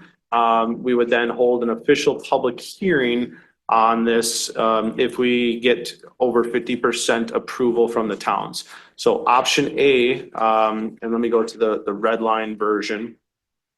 And you have the sheets there in front of you as well. So option A, we basically changed the definition of camping cabin to model that as of the ATCP definition, which is the state definition. And then we further go down within the ordinance requirements of section 6.6. And what I've changed here is to mirror again those definitions of the state, that we would go from a 300 square foot threshold to the 400 400 square foot threshold as recognized by the state. We would increase the height not to exceed 14 feet in height. Originally, it has 12 feet in height, and 12 feet in height is just, that's really, really short. Even sheds nowadays are taller than 12 feet in height. So, and then also remove the prohibition of the installation of gas, water, and sewer. The main pitch that we had heard from the Lake Chippewa campground was that they were wanting water within these facilities. And again, looking specifically at the state definitions, they don't have those prohibitions of gas, water, or sewer. From there, option B is just slightly different in that, again, we grab the state definition as well. And then really don't have a max height. Because again, the state definition doesn't have a max height or prohibition on lofts. It's just that it needs to be less than 400 square feet in area. We can certainly make changes to these options if the committee wants something else. If you think that, well, we shouldn't have a heat source within these, so, let's put, the installation of gas back on there. If you want to have a different height on there, if you want to have a different square footage on there, again, these are just two options I prepared from you. So it's up to you as to what you want to present, to the towns, and I'll make those necessary changes to present it. We probably do have some additional comments from the public that are wanting to be made for the this portion of the agenda. Committee, do you want to sit and comment on anything here? And I think the key takeaway is that, there was some concern, well, these camping cabins are going to be all over the place. Camping cabins, by definition, are only allowed in licensed campgrounds. So the issue of, we're going to have all these tiny homes or park models on vacant lots. I mean, yes, we do struggle with those, and we do end up having to go through order for corrections a lot of times on these tiny homes and park models not within licensed campgrounds. But I don't think this is going to open any avenue or any door as to what's already occurring and violations that we have to go through corrective actions annually on these. So,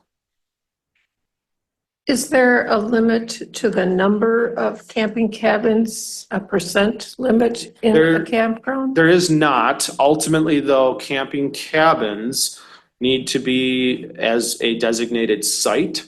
So it would be as to what the conditional use permit had required. The last one that requested for quote unquote camping cabins was the one on Highway 77 just past the Berkey Bridge.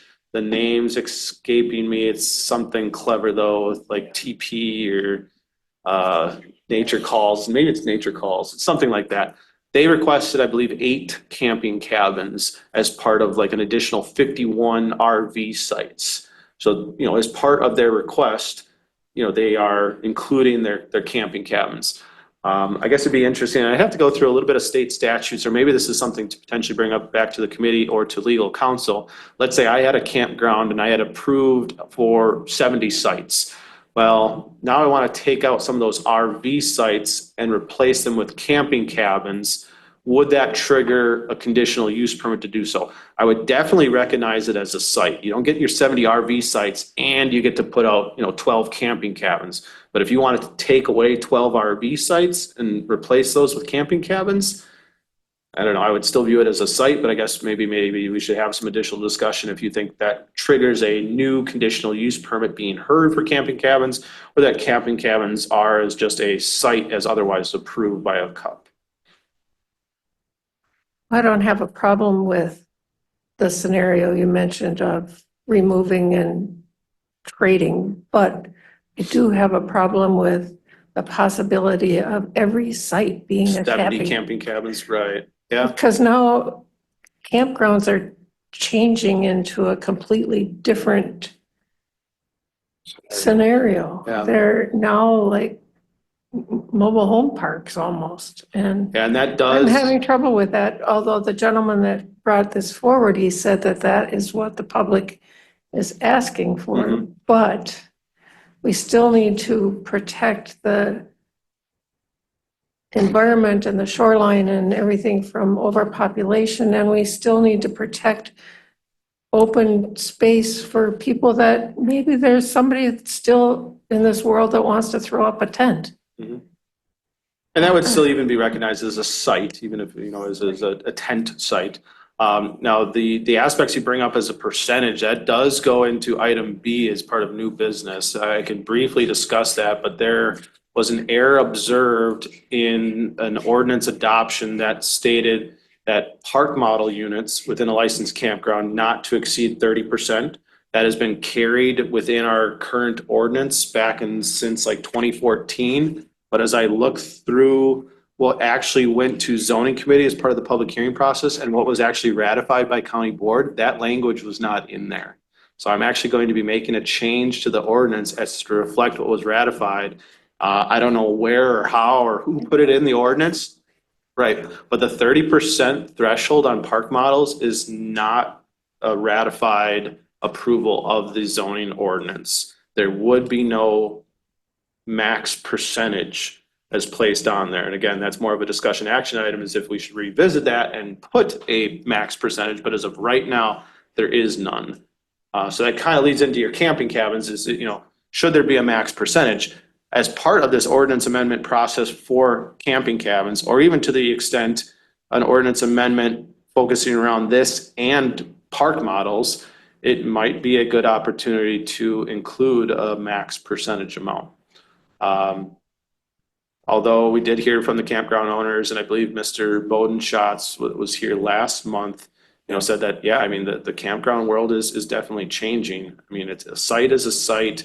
Is it any difference than a Jayco style RV trailer as opposed to a wooded sided park model trailer? I mean, one could argue that a park model trailer is more visually appealing than your aluminum sided RV. So things to consider for the committee, and I will digress at that point. Well, I agree with Ms. Wilson on that they should be limited to how many can be put on. If you don't, I think they're gonna show up all over the place on these lots. So I guess, have to figure out what you wanna do there. Another thing I wanted to bring up is that under park models, the last sentence is a construction of a foundation underneath shall be prohibited.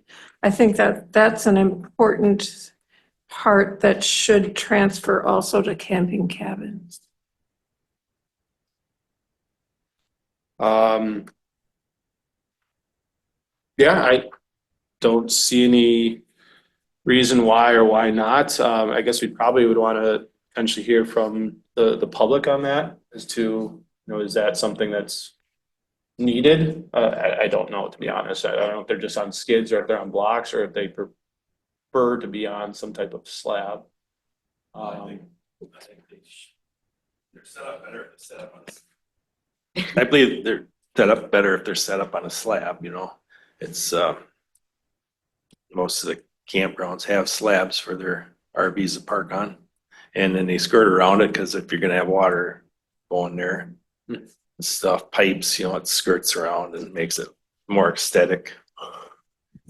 Yeah, I guess I would default to the campground owner to tell us kind of, what's needed on those types of camping cabins. But yeah, I would agree that park models, that language specifically says that, that the foundation is not to be placed on there. I was thinking of permanency. Right. Okay, does the audience want to speak? Go ahead, ma'am. We can address the slab.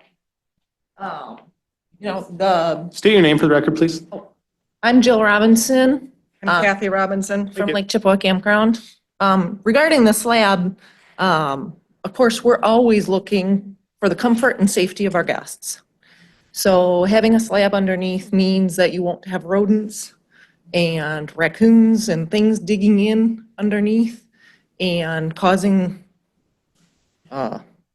dirt and whatever, bad things to happen to your skunks, one of the big things.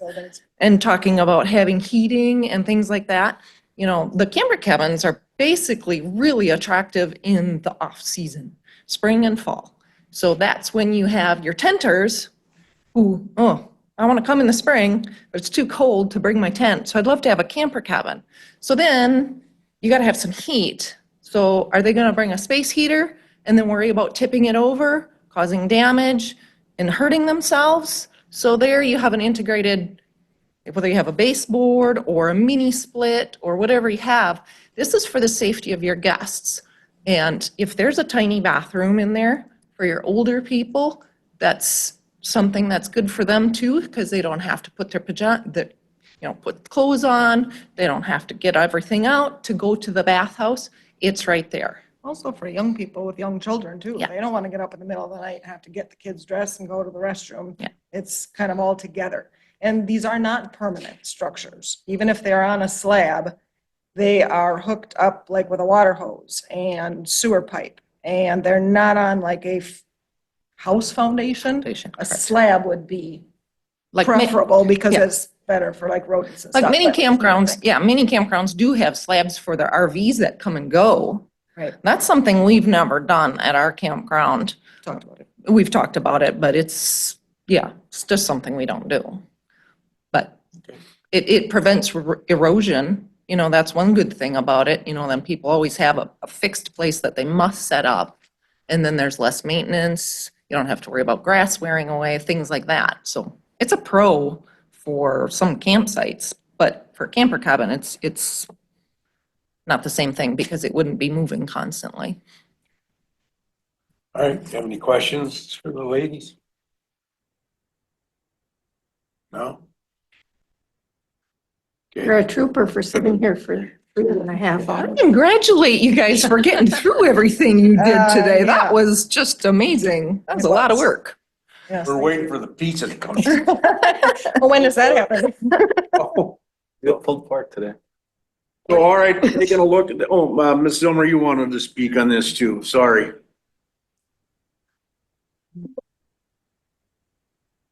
Linda Zilmer, Edgewater resident, not offering a legal opinion, only my interpretation of what I read on Muni code.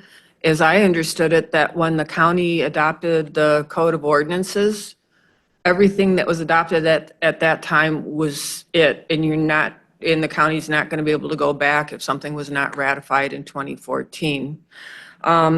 But I do want to speak to camping cabins because I have been around for a long time watching how some of these definitions got developed. The camping cabin, as defined in the ordinance, which is intended to be like your basic KOA campground shell and without water, sewer, or gas, was intentional. And especially when considering shoreland development, the camping cabin is defined currently was intended for having a central bathroom or shower facility and minimal impact in a more primitive style that provided that level of camping. I believe that that definition should remain as it is in the ordinance, even though it is not, or it goes beyond what the state statutes require, because that is what we have conditional use permits based on right now. So if you were to just change this ordinance, then all of a sudden campgrounds that would be basically, and I'm going to call them tiny homes, whether that's the right word or not. Right now, the Multi-Dwelling Development Ad Hoc Committee is struggling with, and probably will address it on the 27th, what's the appropriate level of shoreland density for dwellings? Especially when you start talking about two-family homes and multifamily dwellings. Basically, I don't see where there is a similar coverage of camping sites, and especially if they're multiple tiny homes occupying what would be allow only one home. That's not quite right. I want to talk too a little bit about the next item as it compares to this one, is that there's been some discussion that this new definition of camping cabin, which I will call a tiny home, is really similar to a park model. If you look at state statute definitions for park model, it's very specific. So if you were to consider creating a new definition to describe what these tiny homes on skids are, or park model recreational vehicles that are not recreational vehicles, I believe that's the better way to go. Leave this definition as it is. And especially with regard to shoreland, when you start talking about cement foundations, basically you're also talking impervious surfaces. And what you have seen preliminarily now is not, I believe, sufficient that towns would pass this, that more homework needs to be done on this. Thank you.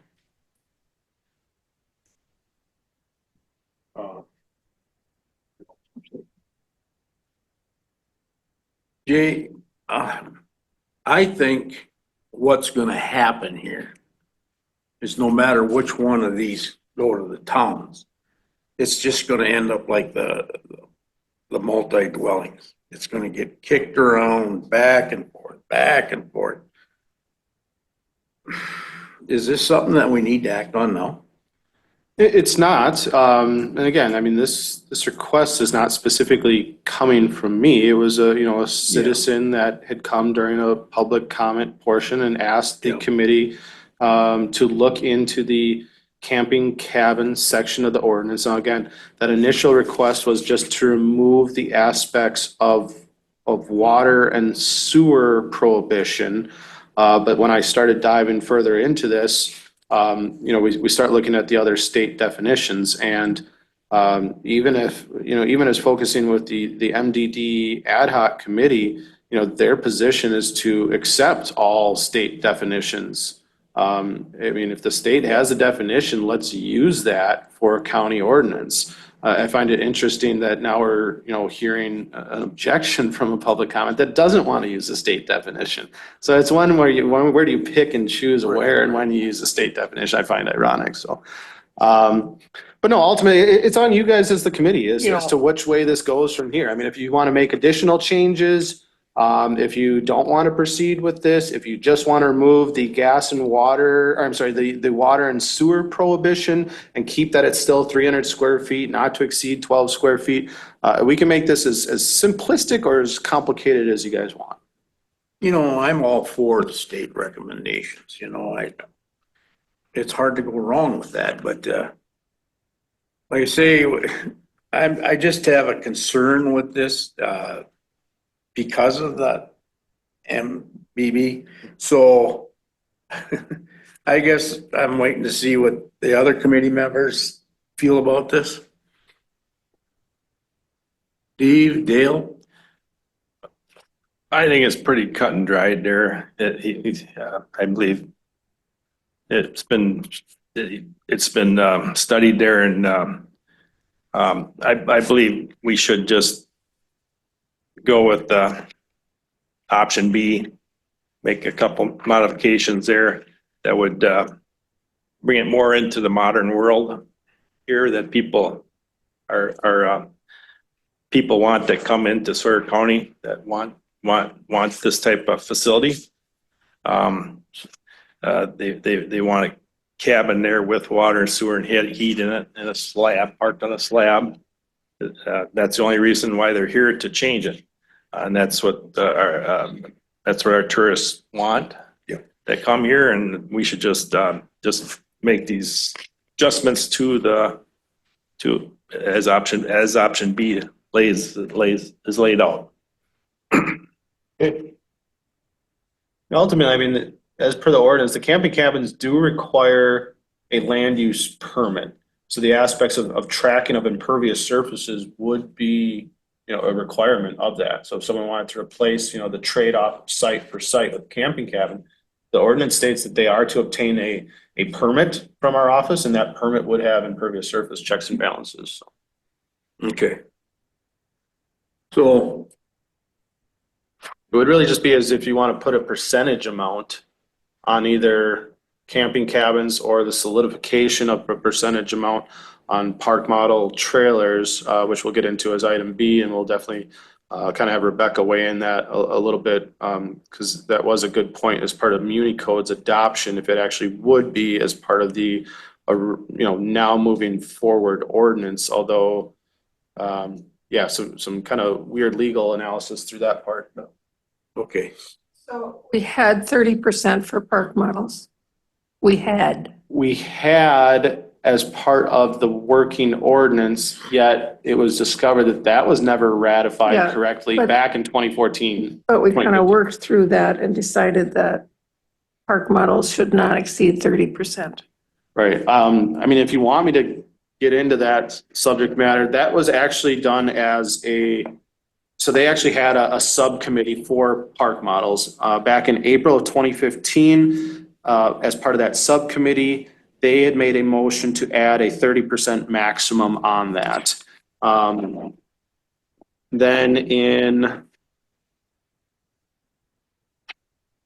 October of 2015, as it went to an official public hearing process, that 30% was not added on the publication and was then not further reciprocated to county board as far as the ratification back in November of 2015.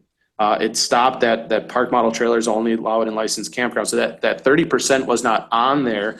Then you go to the actual ordinance adoption process as of January 15th of 2016, and it shows up as a maximum of 30%. So when whoever added that, and I would assume that was our previous deputy zoning administrator at that time that had added that language, it was added in error because it wasn't ratified correctly by county board at that time. We then did go through a different adoption process with MuniCode that adopted all that language. And Rebecca, if you're on, can you kind of hit on that in MuniCode? Is that set in stone now that anything that was adopted in MuniCode is now part of the county ordinance? Help me remember because I wasn't representing the county when MuniCode was actually finally adopted and all of those ordinances were ratified. I was involved prior to, but the actual ratification, when that occurred, I wasn't representing the county. So when that occurred, was the zoning ordinance attached as an appendix? Was that included as part of the ratification? Or again, I recall that there were discussions as to keeping the zoning ordinance separate, hence not renumbering, not including in the new chapters, etc. Right, so it was added as part of MuniCode, but it was added as part of an appendix. I guess my main, concern with that is that, we were under the anticipation that there was no changes that were being made with the adoption. And here we come to find out, well, that 30% threshold was never ratified correctly back in 2015. And we're basically. What we'd have to do is look at the action that the board took when it made its approval of that recodification of the ordinances. Because again, my recollection was that the zoning ordinance was treated separately.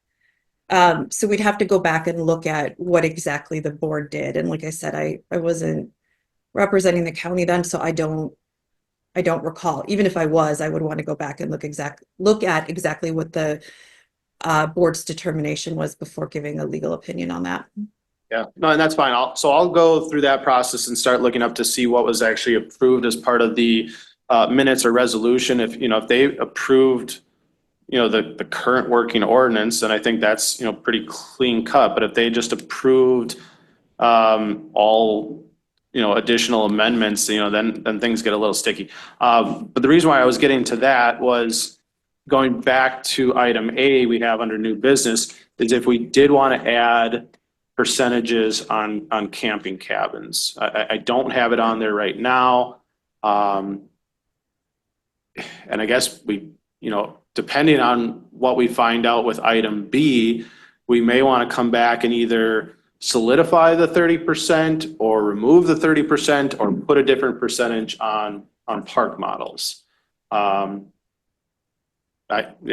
had there was one request for a maximum of 30%. There was another motion, but didn't get seconded for a max of 80%. This is going back to the, 10 years ago, but I do think that there probably is a campground that is at or going to anticipate being above 30% park models. And I do believe there is a trend starting to go that route for park model trailers. Yeah, I would agree with that trend. From what little I see of it, it's apparent to me even. So, and I guess the question I have is, how many campgrounds, licensed campgrounds do we have in the county? And do we know what the percentage of park models is now? Do we have any metrics? Not at my disposal right now. I can get that information for you. I was just curious, if there's some way of us keeping track of it. It's one thing to say 30% is a limit, but to your point, how do we know and what do we do about it if we do know? Yeah, DACAP would have a number of licensed campgrounds within the county. But I do believe that there probably are several campgrounds that are already over the 30%. They may have already been grandfathered into over the 30%. I'm thinking specifically of some of the ones on Nelson Lake. I forget the name of that one that's on the corner of Jolly Fish and the state highway there, but I believe they're probably over their number of percentage of park model units. But since I've been here 15 years, prior to that 30% coming in, they've already kind of been these park model trailers. Park model is kind of a new terminology. Before they were more of the, trailer home type aspects, but, those have almost been, sized down and beefed up to really kind of what's now referred to as a park model. Cisco's is probably at or above 30%. And that was where this initial push had come up because the town of Hunter had submitted a kind of, I don't know what I'd want to call it. They had some issues and complaints and wanted some cease and desist action for Cisco's. We addressed that a little bit with the committee last month, but ultimately one of the other aspects was the 30% park models. And then Mr. Bodenschatz asked, well, when did that 30% for park models kick in? That's what triggered me going down this rabbit hole and figuring out, I don't think zoning committee or county board ratified it correctly at that time, and I have the evidence to prove as such. So a little bit of a sticky situation as to, okay, is that 30% truly in place? Is it not in place? Should it be in place? Should it be amended? Jay? Go ahead. Go ahead, Rebecca. Yeah, quick question. And of course, we can talk about this more offline, but I just want to make sure I understand. Is the argument being asserted that when Municode, again, that codification in the Municode process went in front of the county board, that was a ratification of all zoning ordinances as they appeared at that point in time? Yeah, I think that would be a fair assessment. And whether or not that was the intention, because, I believe they were just going to be adopting or accepting the current ordinances as stated. And ultimately, if that 30% was never added correctly, and then Municode and the adoption of the county board, we almost missed a step. We missed a public hearing process potentially. If that's the argument being made, there are serious ramifications of that argument, because that could almost be construed as a comprehensive revision of the zoning code pursuant to 5969D. And so, and I'll just say, this is the risk of making legal interpretations and really having a good understanding of what those consequences may be. Again, I was not involved when that action occurred in front of county board. I do recall conversations leading up to that when I represented the county, that there was concerns to ensure that the code did not have to go through a formal revision process, because it would have to go through all of the towns. And so if that is what occurred by the county board, there's a lot of other implications there. Yeah, well, let's talk offline a little Yeah, bit I more agree. about that, because then we can inform the committee is kind of, what Absolutely. we're seeing on, the administrator side and a legal side, but yeah, let's talk a little bit more about that.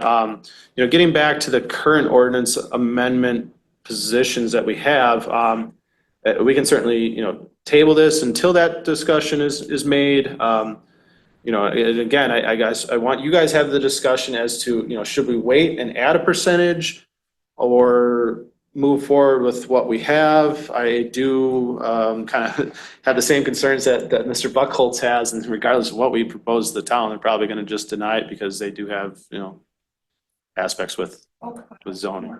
I'm trying. I think too, even if we put a percentage on this, I mean, I think there's still gonna be campgrounds that are gonna put more than the percentage in there. Well, they'd be illegal. I mean, some of them, like I said, are grandfathered. The one that I have on my radar would be Cisco's or Pinewood Properties. That they are more than likely exceeding or going to exceed 30% by this summer. And whether or not that 30% is part of there. To me, I guess personally, I don't see a difference one way or another, whether it's a site as a recreational vehicle or whether it's as a park model trailer. A site is a site. To me, it makes no difference. I mean, there could be arguments made on both sides of that, but I would say that these park model trailers, in the way that they're constructed and designed, may be more of a palatable aesthetic view than a camper would be. I agree there with Jay, that the market trend is more to the park models, and we got to adapt to that market trend. And if that 30% ain't on there, we should just leave it alone. Right? We don't have 30%. We should just leave it open so the campground owners can meet what the market demands. We shouldn't be creating red tape for getting in the way of that. Sure, get something to say? Well, I would agree with Mr. Magnuson on that point. Don't put no percentage on it. Just leave it as is. Yeah, evidently there is none because you did it kind of wrong there, so there's no percentage on it, just leave it.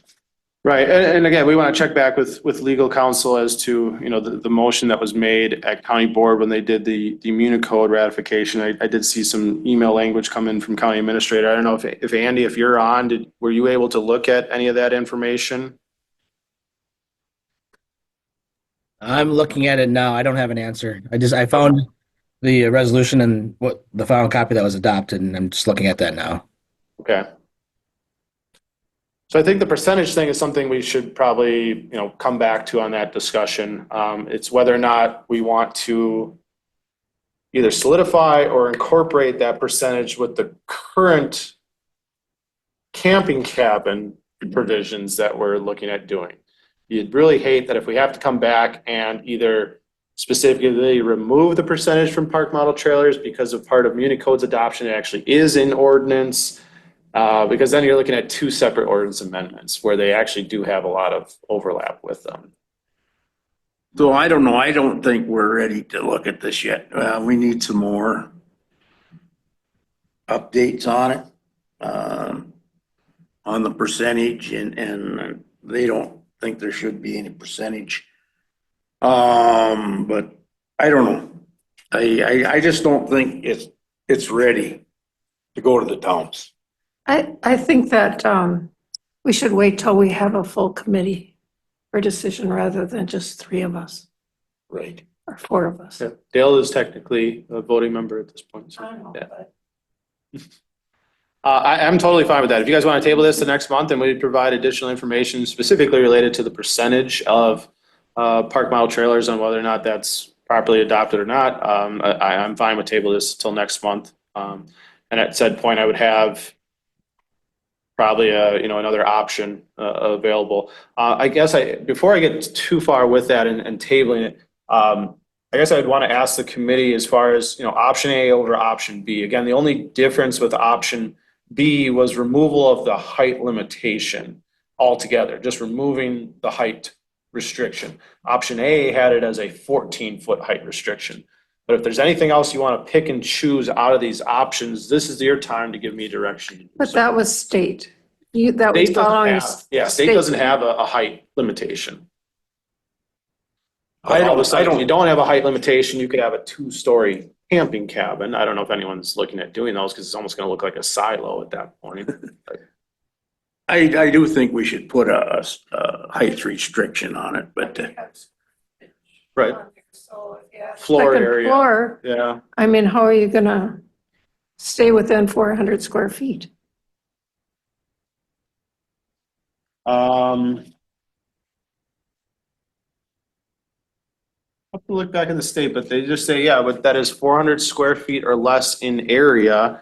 It doesn't say floor area or footprint, so maybe that is something that we would want to deviate from the state and put in there to solidify whether this is 400 square feet of floor area. I don't know.